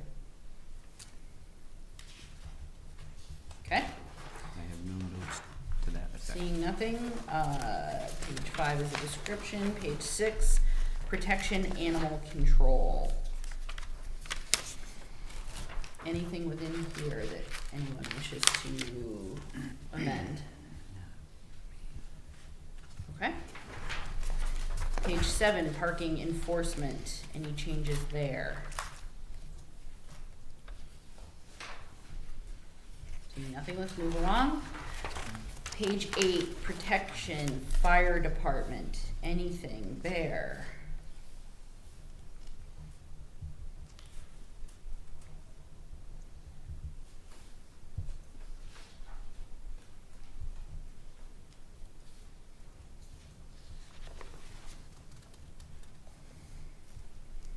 All set? Okay. Page 10, protection other, this includes streetlights, insurances, legal services, emergency management, ambulance service, and Knox dispatch. Is the streetlights, what's that packet? That was the one thing I didn't look at right before we came. The streetlight tour? Yeah. What, is that related to this at all, or is that something further down the road? Could be. Town currently leases 13 streetlights from Central Maine Power. Yeah. We had a brief discussion back in the fall about potentially municipally buying streetlights. Oh, that's We right. And opted to not not right, to. because right, yeah. and then the question now, when you opted not to, sought to get some options from CMP for what they actually have. They now offer a LED lease program, so we could convert what we have to LED. it would be at a lower price to us. Our leases with them are so old now that basically we could swap them all out at no cost to us. We would have to sign up for a certain lease period. So the idea of the tour later was to go and say, yep, we ought to have all these, or nope, we shouldn't have any of these, or somewhere in between. And if you want to eliminate one here, do you want to put it someplace else? Oh, So we right. can have that conversation with CMP and get that ball rolling, because we're not going to save a tremendous amount of money, but we'll save some money. We'll also use less electricity, which will help save the planet. Yeah. So, ish, but we have to have that conversation. Yes. Yeah. Okay. So, Okay then. any changes for now?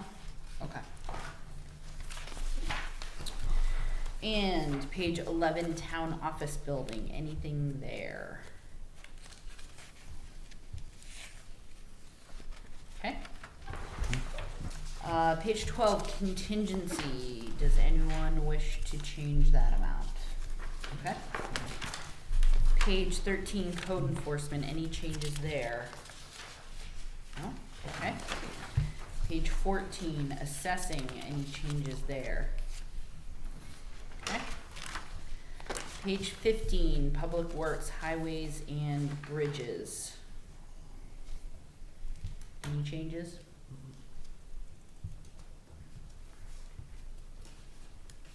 You all set, David? Okay. Page 16, public works, transfer station.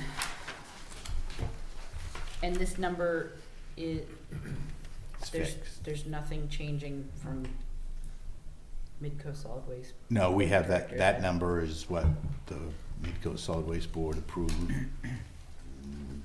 late January for Yep. us. Okay, well, just appreciate it, look at it, you have to afford it. Yeah. Appreciate it. Page 17, Public Works Harbor, any changes there?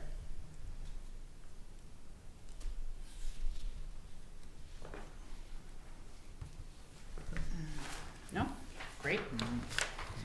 Page 18, Public Works Other, this includes dams, park maintenance, septic disposal contract, athletic fields, athletic infrastructure maintenance. And here in,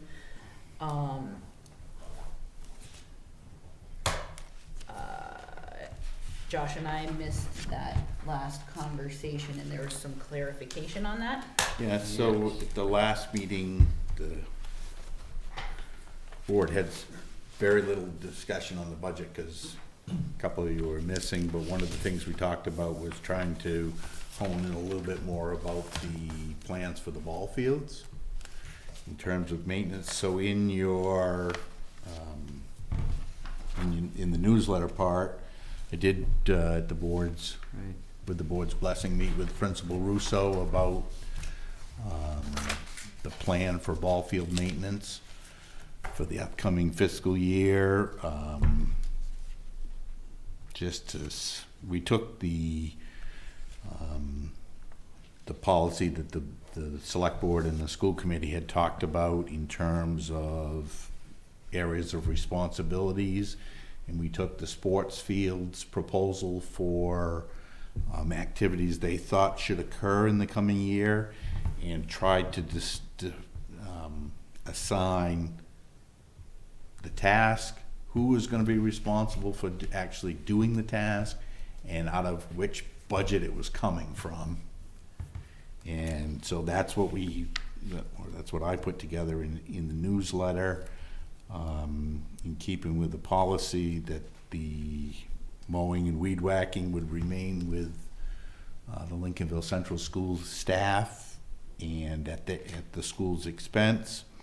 I did want to note for the board, the school is looking to replace their 2005 mower that has been subject of complaint or concern in terms of weight and ability at certain times of the year out there to do a good job.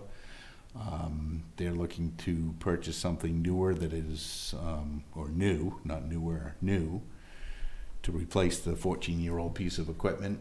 that is one lighter, and then it's configured differently in terms of getting near some of the equipment or the fencing. The other thing that they're talking is to purchase a walk-behind mower with a 48-inch cut that is even lighter, because you're not riding on it, and doesn't have some of the tractor to it. In the school's budget request, and they put this in quotes, to allow for better grass management on the athletic fields in early spring. In other words, hopefully not to rut that up and make it worse. So from there, beyond the mowing, laid out a timeline starting in July when we will have the new fiscal year comes into place. I don't know if you want to go down that item by item, but you can see how we broke out who can do what and whose expense that would be at. I did not include the LCS expenses because I don't know what they are, but I included what would be our expenses, and whether it would be us or sports fields or us buying the materials and giving it to the school. Primarily the school has told us, and they actually have the equipment to aerate the fields, so we don't need sports fields to do that. They don't have the equipment and the materials to top dress and overseed, so we've assigned that to sports fields. The weed suppressant, I put in the request the organic weed suppressant. I don't know what the impacts of that are. I know it's not Roundup, that I can tell you. Gave you the MSDS sheet for that. Fall work would be preparing the fields for spring, applying the fall fertilizer. In that case, the town's going to purchase the fertilizer. The school has the equipment to apply it. The question comes, do you want to have, I don't know, I don't want to call it regular. Do you want to have chemical fertilizer, or do you want an organic fertilizer? You have the price breakdown between the two. And then again, the fields would be aerated. And then spring and summer of next year in June, we'll roll the fields, apply the spring fertilizer. Again, the school to do it with their labor and equipment, the town to provide materials, and then have sports fields do the Turf Ace MVP application, which is the kind of the clay infield material. So, can I ask for the board's indulgence to go, now that we've had that really excellent description, just to back it up a little bit and work from the top down, just so that we can be resolved in the totals that we are recommending. So McGonagall dams, I don't think there's much wiggle room in that number. I think that's a number that we just have to accept. So then Breezemere Park.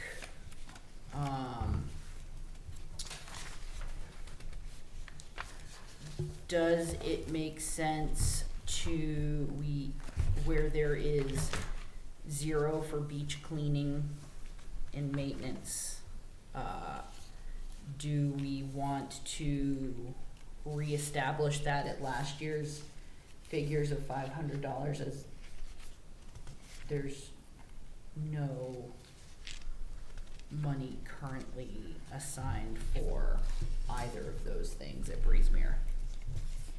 Yeah, I see what you're saying. I don't see why we wouldn't do that. So we're gonna add 500 for each for beach cleaning and maintenance, which includes, we had extensive conversations previously regarding all of the tables and the, you know, et cetera, et cetera. So plus 500 and plus 500. Any other numbers there you wish to change? No? Okay. So Lincolnville beach maintenance. Wait, what happened with the weed whack? Where was the weed whacker? We zero those. Oh, we zeroed those. Yeah. Oh, Yes. I have them in my current. Are you on the March net? Oh, you've gotta get looking at? the newest budgets in your He might- packet. I know, I switched it over. Yeah, so on that, you gotta Yeah, look, so when you're the- looking. Oh, at the okay, select- BOS is selectmen and Okay, RC was sorry, sorry. rec committee. Yep. Rookie Commission. mistake. Yep, You're not a rookie Okay. anymore. Yeah, sort of a rookie. My first term, at least. okay, Don't feel bad. It's so, not my first time I couldn't find it either. anything else under Breezemere? Are you guys, you good? Okay, so Lincolnville beach maintenance, anything anyone wishes to make different there? Okay. Veterans Park maintenance. Septic disposal contracts, just, it's a nice number. Okay, so getting back to athletic fields. So contracted maintenance. So, looking at what David presented, Mhm. where is what didn't get done in the fall to prep the fields for spring? In the current budget, Yeah, we had a special Okay. town meeting, yeah. All right. Okay. So my question is, under suggested total town athletic field budget, we have the organic or non-organic. But does that or does that not include marking paint, that's exclusive of marking paint, porta potty rental, dugout staining, green monster, and general maintenance? correct. Okay. I have two questions. So the pesticide, in addition to Roundup that I was concerned about, is the Millennium Broadleaf Control, which I'm assuming is Millennium Ultra 2. I don't see it on this page, the timeline, and I see it on here, but I just wanted to make sure that this is still the proposal, right? That was the rec committee's proposal. Okay, so Millennium Broadleaf Control, at the end of this page 19, is primarily 2,4-D, which is an active ingredient in Agent Orange, and it is not legal to use in Nassau or Suffolk County in New York State, or California, or blah, blah, blah, blah, blah. So I am opposed to spraying that. And that's currently in the green application. It is. So to me, that's a non-starter. Yeah, I'm with you on that one. But I'm looking for it over here. Yeah, and I don't see it on. No, and Well, I'm wondering. the axe, what's, The Axe Organic is, Not the Axe one. but right, I Yeah, don't right. see that Millennium. Yeah, I don't think we're, Is included. I don't think any we're longer. talking in the new fiscal year of using the, whatever you just said, Millennium Broadleaf. oh, okay. So on page Yeah. So maybe 19, where that's like in the future.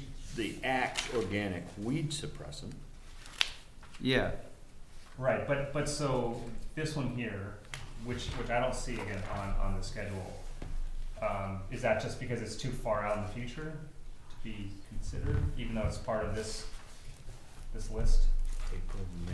Yeah, So it that's would what be June. Yeah, it's right, and then I don't see It would be June. Infield Maybe the conditioning, principal- infield sports field, town expense. We didn't need it, or? I don't see it. I don't think that's what we're proposing to do. I don't have my old budget with me. where the heck is my? I don't Can just either, I steal left mine mine. For a second. I love mine too. Mine's at home. That's what I want to look at right there.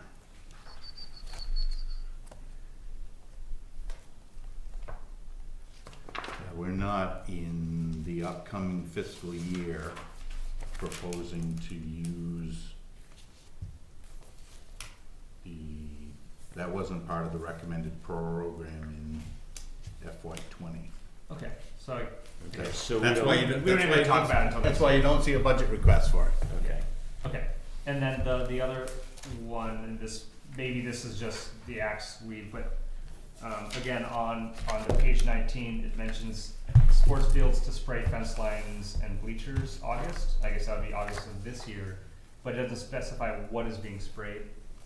Yeah, they're not, we're now talking in August of this year to use the Axe Organic Weed Suppressant that you have the material safety data sheet for Yeah, it. which is not, Right, and I'm fine with that Can one, I- Yeah. but where it says. Let's see, it's $820 what for in a here- In the newsletter, John, open your. Yeah, yep, I know. And go to number 12. I know. I must. You know what? I think I must have pulled it and left Sorry. it on my desk at home. oh no. Oh, here, you want mine? So I just. Because that's why I was like, why isn't this? Why don't I have it in here? 'Cause Yeah, I was so- looking at it earlier and I was like, Oh, no, this is the same thing. Okay, But look at it, see, That's this fine. right here is for infields, which is totally different than fence lines and bleachers. okay. but Okay, it's so just- 1475 for infields, Okay, okay, and 820 to apply the Axe organic weed. okay, great. Okay? Yeah. You gotta be, It took me a while, I'm like, wait a minute. the other thing that's, you've gotta remember that what's in your notebook and is what was the rec commission's initial request. Yeah. And what we're now recommending is what's in the newsletter. on 12. Okay, that I don't have right now. So this page Sorry. 19 was Well, that Pat. was the initial request. The initial request. And Got it. the guidance given from the board was you were looking not to apply So they took Gloss- out the Millennium gloss already of on their whatever. own. Or that's actually, that would be in the future budget, not even this budget. So we don't even have to talk We're about not- that. We're Oh, not- right, right, right, right, right. In Yeah, yeah, fiscal year 20, we're not applying, we're not proposing to apply the Yes. Millennium Millennium broad. Right, right. broadleaf. So next year we'll. Okay. What? Right. Can you go get that, so you're not? No, Oh, I got okay, it. I got it. I got it. I can go make a Okay. copy of that real Nah. quick. No, if no, you no. want. I know exactly where it is. Okay, Just not here. so the question is which option do we want to choose to contract or to recommend to the voters to raise and appropriate funds to contract for? Can someone explain the difference between organic and chemical fertilizers? That was the last time we were talking. I was sort of saying. I'll give you the layman's terms because that's all I am and I'm not an expert. Chemical fertilizer is just that. It's made from a chemical that dissolves and goes into the ground, which the plants take up for nutrients. The organic is made of a naturally occurring product, shall I say, and you need to apply more to get the same amount of nutrients. And then if you apply it long enough, it over a period of time, it'll enhance the soil versus the chemical.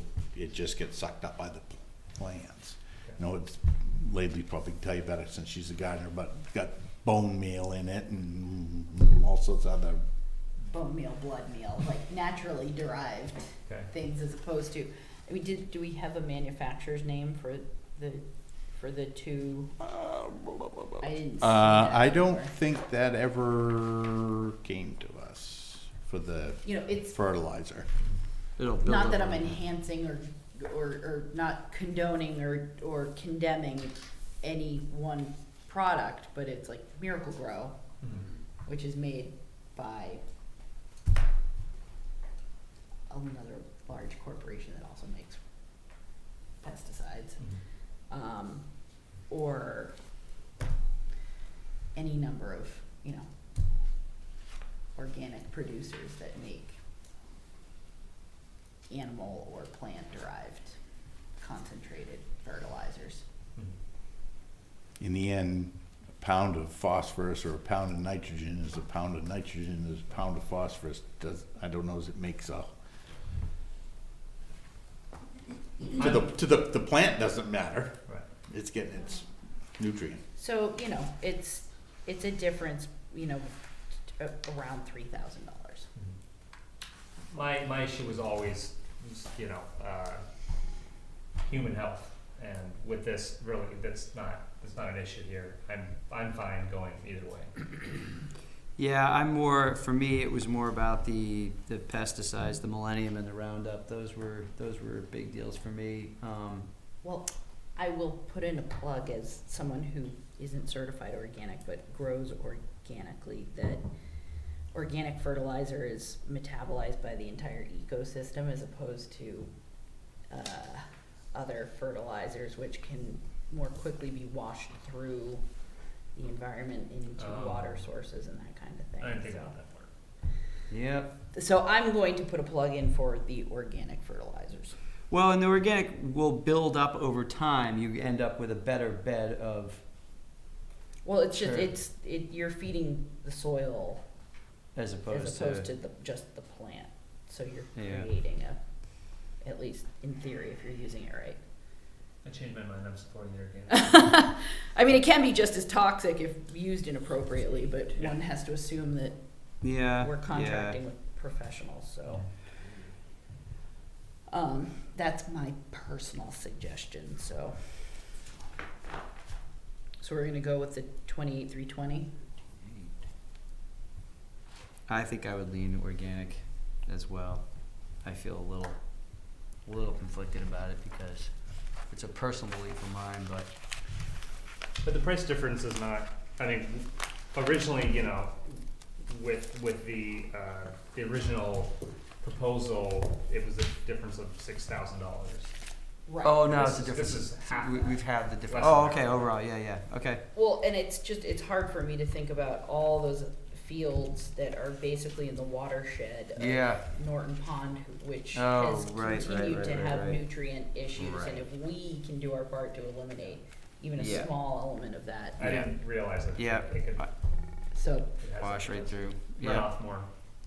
Okay, thank you for that, Lily. That's Um, good. anything else within athletic fields, marking paint, porta potty, dugout staining, green monster rehab, general maintenance, the rec committee still feels good about those numbers? David,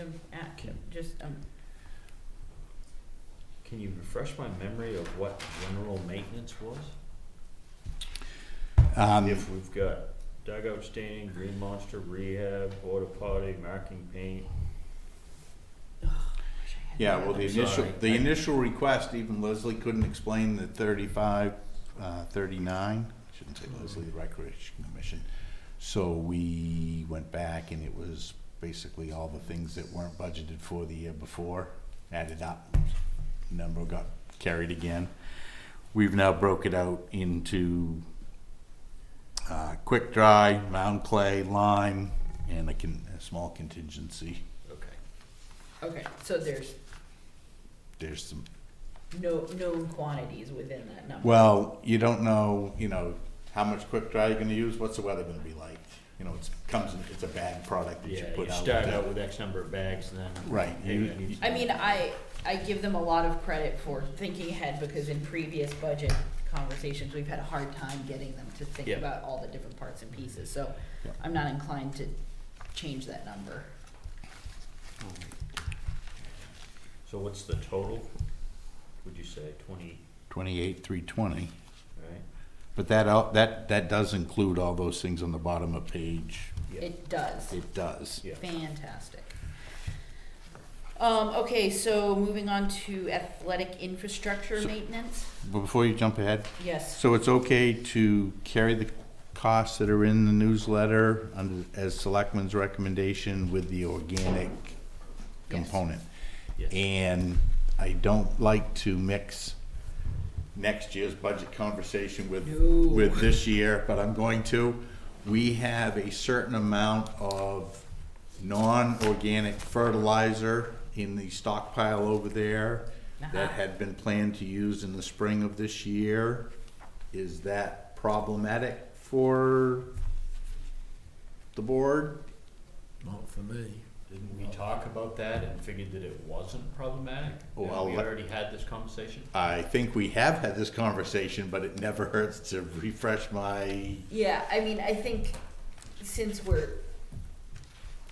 I don't wanna throw it away. Throwing it away is probably No. worse than, well, and I also don't want, I think that we're moving forward with what feels like a more responsible program, but we don't wanna shoot ourselves in the foot at the same time, So use up what we have and then Yeah. we'll move on to the Yeah. organic world. Yeah. Yeah, That's alright. reasonable. Sounds good. Fair. But thank you for checking. Just wanna Yeah, make Yep. sure everybody's on the same page and clear, cause Yep. yeah. I get in Yep. trouble when we're not. yep. No, but it's so good that we're having these conversations, Yeah. you know? Yep. Okay, athletic infrastructure maintenance.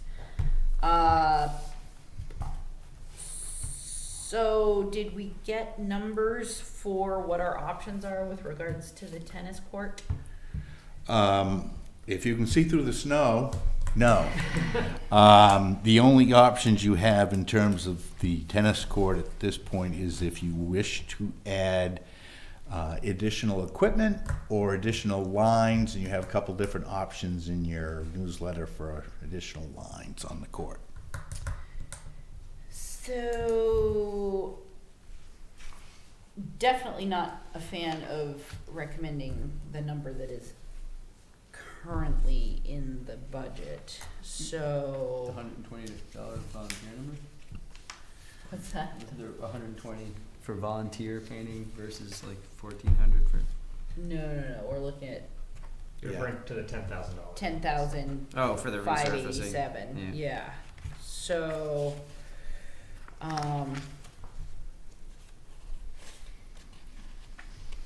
it makes a lot of sense to have professionals come in and repaint the lines in the court, I think.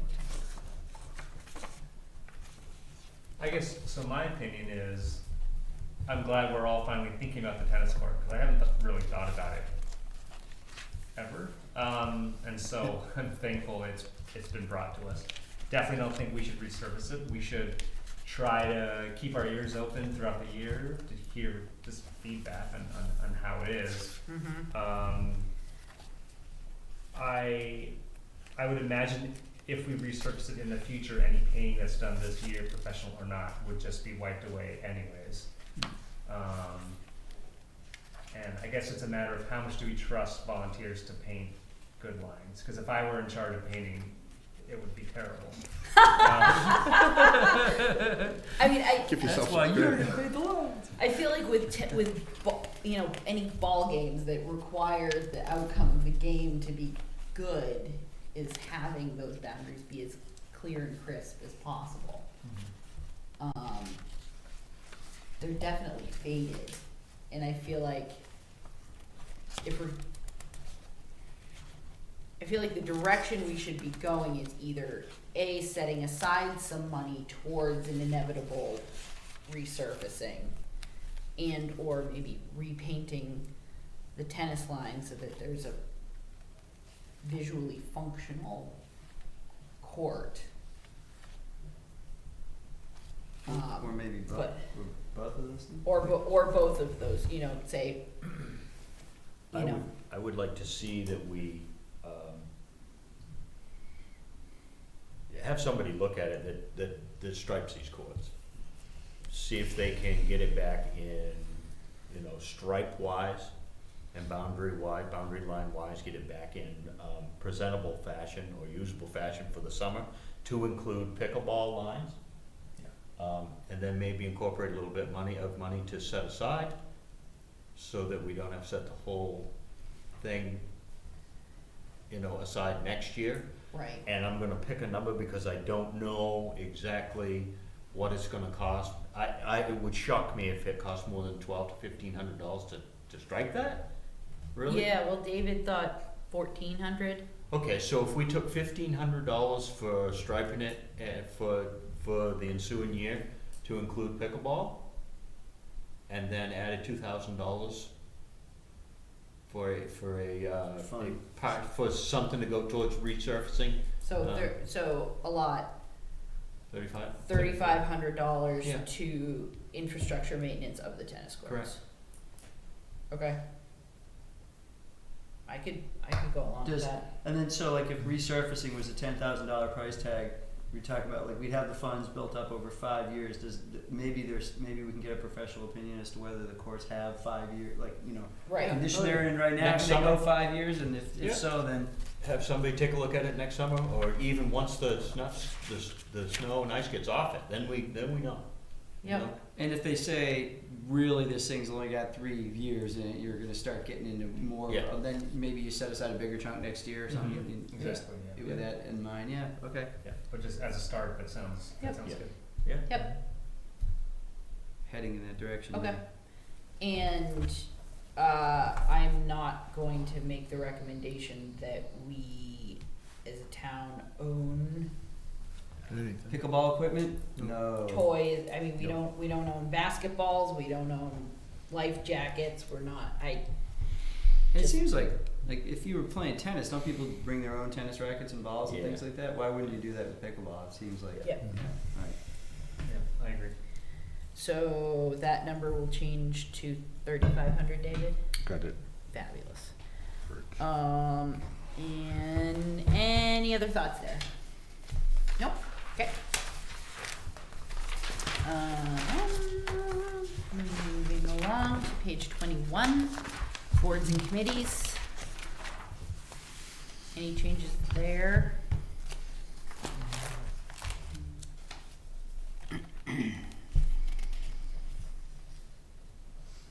Seeing nothing, let's move along to page 22, municipal support.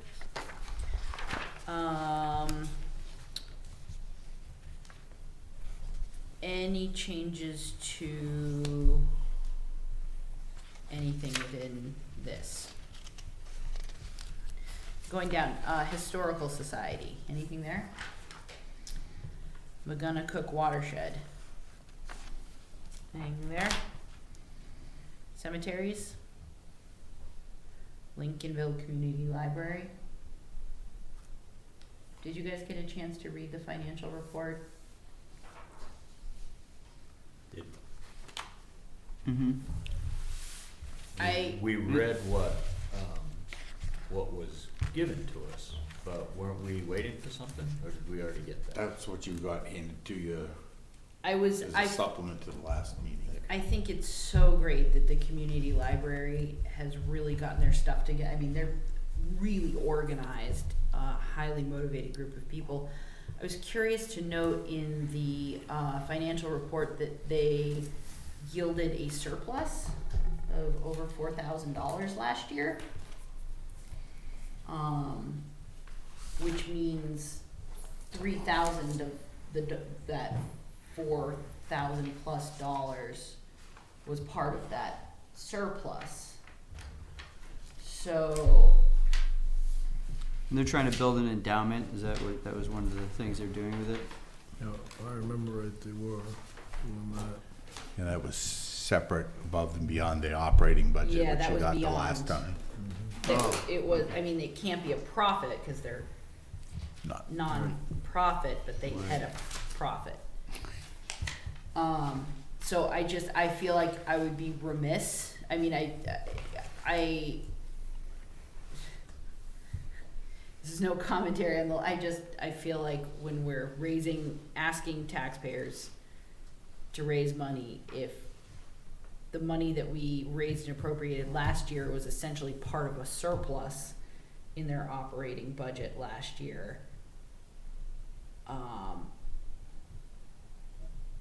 and they're asking for another $3,000, I mean, sure, fundraising changes on a yearly basis, but I mean, is it possible for us to raise and appropriate money to go directly into the endowment, David? oh, I'm sure the community could vote to make a money for an endowment donation or a operation or I whatever. mean, I you guess wanna- I just feel like it was like a pass through, and then they have. Yeah. I would want to know that. I guess I would rather see the dollars going for a specific purpose. Well, Mhm. their request was for to help offset operating expenses. Right. But if they came up with a $4,000 surplus, Right. then Right, and I was curious to see what additional years look like for them, just so that I could, have a, sort of have we gotten that yet? I have not received anything, although I Okay. did ask for a Just request. because I feel like one financial year isn't necessarily representative of every year, but, if you look at money in, there's, fundraising, concerts, their various efforts. interest earned, other donations, library cards, that kind of thing. And then there's all of their money out, and it yielded $4,601.96 surplus. So, Someone just explained something that might be very basic to me. They say in the letter, when we reach $200,000, we'll be able to start generating some revenue for operating expenses. So is the idea that they want to raise that much and keep that and just use the interest? Yeah, to as operate? principal for the endowment. right, rather than having to put so much effort into fundraising. Okay, so it just becomes its own engine. I mean, I guess I would feel much better asking the taxpayers to raise $3,000. Like, it seems like they're doing a champion job in terms of Right, so it's like now getting that, things. since you're got it so well together, or if you're still asking for that $3,000, how about we earmark it to go directly to the endowment to get you To closer to get that you- 200, so you're Right. self-perpetuating and eventually don't have to ask the town for anything. That's my suggestion. I like that.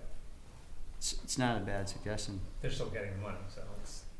Yeah, if we could. I mean, I don't, as a show, I feel like having a library in our town and a library of that caliber Yeah. is an unbelievable resource. Right. So I don't not want to fund it, but No, I understand. but But you want to direct the money to something specific. you have thoughts. Yeah, I'm just wondering, there was probably no realization that they were gonna have $4,000 left over at the end of the year. What are they gonna do with it? Is that automatically gonna go right into their That's what I'm wondering. What do endowment they do with it now? fund? Yeah, Right. does that automatically go into the endowment fund, and then the $3,000 from the taxpayers is expenses? And then at the if end of it's the year, surplus, if they then- ha- and then at the end of the year, if they have a surplus, does that go, I'm just We wondering. don't know. Yeah. We don't know. I mean, the other part of that is the way that they're set up. Most likely anything they end up with a surplus in this year, they may have budgeted to use that surplus in the coming year to enhance services. They may be open more, pay their staff more, we really didn't know from their request. I did send, when Lately raised the issue, I sent a request asking if, what their plan was with the $4,600 or whatever it was. Yeah. Have not received a response, because Cindy, I think, is still gone too, but. Yeah. If the number seems appropriate, you can continue the conversation, having that number in there as to where and how that money actually gets spent or.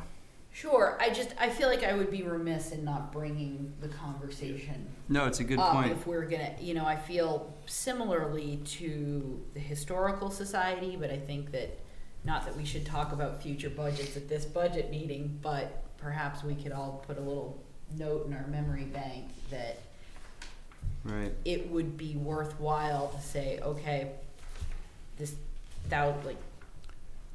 we're so specific with where all of our other dollars go. I Mhm. feel like I would like to continue that trend elsewhere. Well, the other part we could certainly do is next budget season, we could have something similar to what the budget committee does with the provider agencies and ask for some of these organizations to submit a couple Well, years worth of budgets and. That was the conversation we started, or I suggested with that sort of application Yep. process. Is, Mhm. because I could think specifically with the Historical Society, they, they've spoken about their ongoing project of digitizing a lot of their records, and if we could say earmark the $1,000 to go specifically to great, take those documents, get them digitized, get them stored, and get them in a place where they're, you know, secure and not going to continue to decompose. You know, it's like, let's do that. Let's take, you know, so that we know that we're, not that they're misspending any of the money, but just so that we all know that it's going to something really substantive. I want to put out a counterpoint, just so we can think about this. So think about the provider agencies. We give them a donation and we don't tell them specifically how to spend it. And I think we would all hope that they, you know, at the end of the year, they don't have a zero, you know, that they have some cushion. So I like the idea of earmarking the 3,000 for an endowment, but then part of me also wonders is that treating the library differently than the provider agencies? You're apples and oranges though. Provider agencies are not, I mean, they really don't, they tangentially have influence on citizens of the town, but not necessarily municipally owned infrastructure, which is really what we're talking about here, you know, with the library and also with the Historical Society, which is housed and heavily utilizes municipally owned infrastructure. Mm-hmm. So it's not really the same conversation, I guess but I get your point. because, yeah, I mean, would we be happier if their net total was near zero? Because then I might actually be concerned that they don't know what they're doing. To be so near having no backup. Well, Sure, or they could have built into their budget a contingency and just, there could be something that was inadvertently left out of what was sent to us, like it already is spent in the, Well, that's like You they're know saying what I'm that saying? maybe Yeah, they and got that's- planned for. so, That's true. well, a little bit more of a conversation would be great. Yeah, I guess that's asking the library more. and that would take care of any, if that's the way it was, then. Yeah. You know, I mean, I'm not saying we shouldn't have the number in there. I'm just saying that, you know, it's municipal support, so it's a very different conversation than provider agencies. We should certainly know more about it in detail going forward. But isn't this the last meeting for us to give our recommendations? Well, Well, I mean, for we're next not recommending, say, $1,000 and $3,000, Mm-hmm. but we still have the opportunity to ask the taxpayers to appropriate it for a purpose. Yeah, you can still get some additional information from these groups, plus the town's going to have budget deliberations year after year after year after year, so.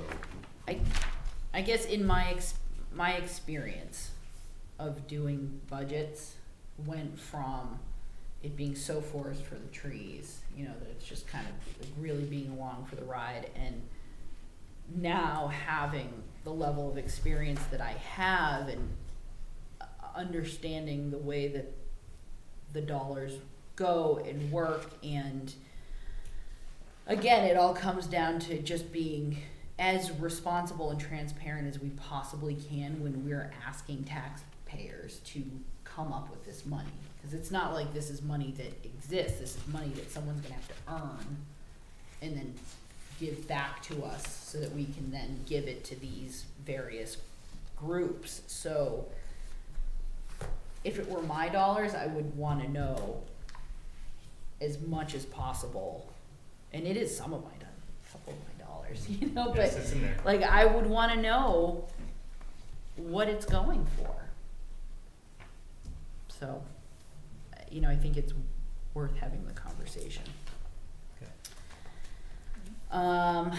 So is there anything else under municipal support? Okay. Yep. Yes. You did get a note from the registrar of voters. Oh, thank you, jeez. Yes.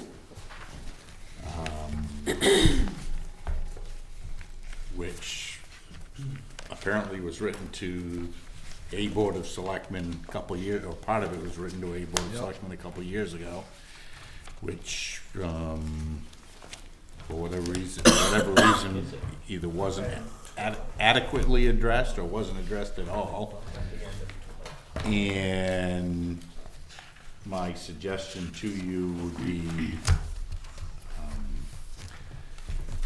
that at a subsequent meeting, you perhaps task the Wage and Personnel Policy Board to review the job description of the administrative assistants and the compensation offered to make sure that we're still comparable to the marketplace. Yeah. Yep. Do you need a motion for that, David? I think I would, I don't know if you need more explanation, but I think if you, unless somebody wanted some more information, I would put together a draft charge to the Wage and Personnel for you guys to look at a subsequent meeting. Let's do that, and then leave this line alone for now. Mm-hmm. Okay. Good. Okay. Now, turning the page. To page 24, provider agencies. Yep. I feel good about the process, so I don't feel inclined to make any changes. Okay. Page 25, capital improvement program. Any changes there?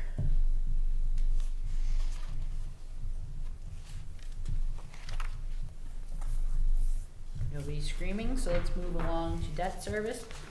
There it is. Let's move along to page 27. But wait, what are our options with that? And so where are we at? Well, you added 1,000 and then Subtracted. hang on, 10,000? hang on. 765. You added 782. You added 1,000. What did you get? Where'd you get subtracted? I didn't know you did that tonight. From the athletic, that was the athletic fields. Oh, well, we hadn't included that recommendation. So total, hang on. I hate to do this on the fly because I know, but when it comes out wrong, it'll be my I fault. know, but it will feel good to have a 1,000 plus 28,320 plus 3,500. So 32820, and that's gonna go to that right there. Plus 2061 436 equals. That's going to become 2094 256 minus 110270. Sorry, I have to talk myself through this, or I can't do it. The budget you're currently recommending, if you recommended everything you've done, the net to be raised from property taxes will be 991,552, which is, you want me to do the actual math? yes, please. Minus 101,448. If I've done my math right, is $23,196 less than what you asked, than what the taxpayers approved this past year. 23,000 what? 23,196. Yes. Still under. Still under. Nicely done, everybody. That's awesome. Subject to my checking the math tomorrow. Right. Ish. No, it's right. Um, Till I find out differently. Cool. Alright. So anything on fiscal year 2024 now before we move along in our agenda? So just so you know, we'll make those revisions in this budget, and then tomorrow this gets presented, tomorrow evening this gets presented to the budget committee with your recommendations versus the requests. Yep. Okay.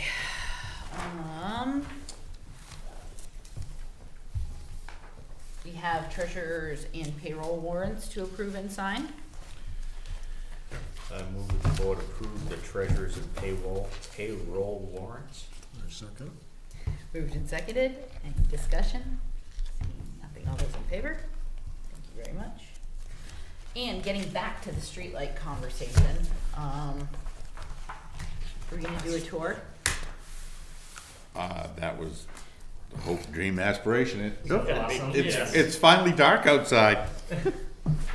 The reason why we put this at the end of the agenda was because every conversation we had previously, it was not dark enough to actually go. Oh, you mean right now? Yeah, Oh, go view said streetlights. Or it is, we can, you guys can tour them individually and then come back at a future I like that. meeting.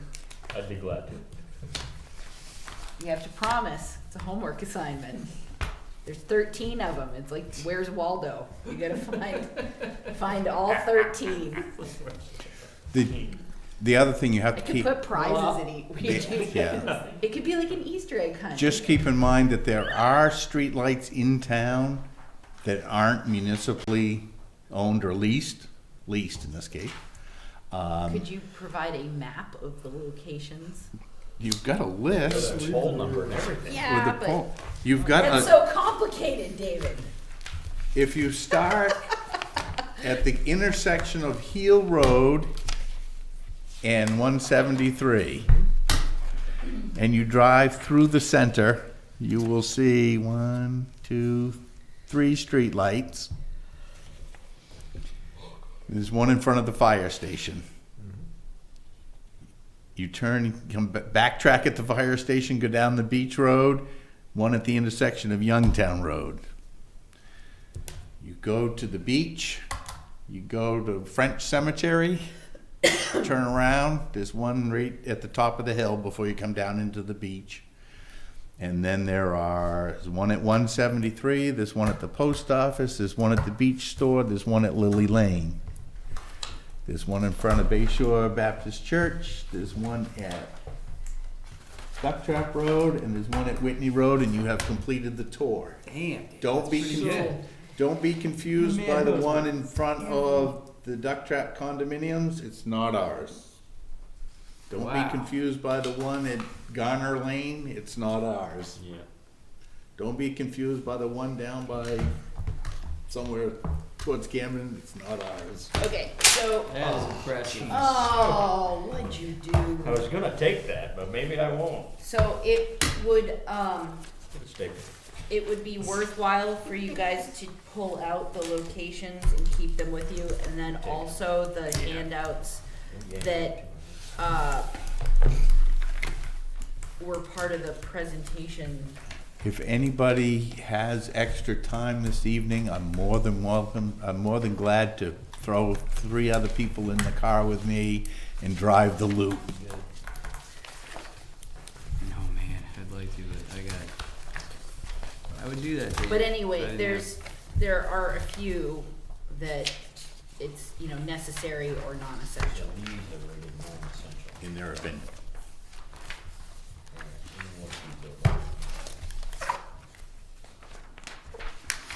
Send you a comprehensive report. Yeah, I mean, we don't have to do it tonight. It's, the hour is growing late. I'm happy to promise to commit to doing a tour. I will try to do it the night, next Friday night. Well, when is this gonna next get discussed? I mean, like how, April 8th. I'm not gonna be here for that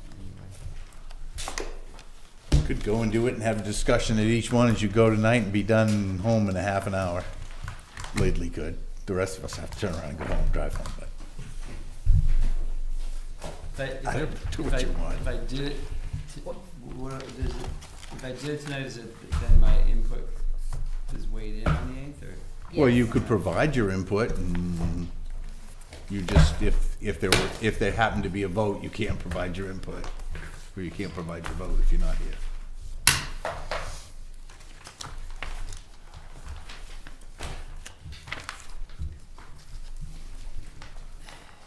I'm gonna have to go with the homework tonight, like musical homework. Yeah. Okay. So it sounds like the consensus is that we're going to do it individually. With the promise Yes. that it will be fulfilled.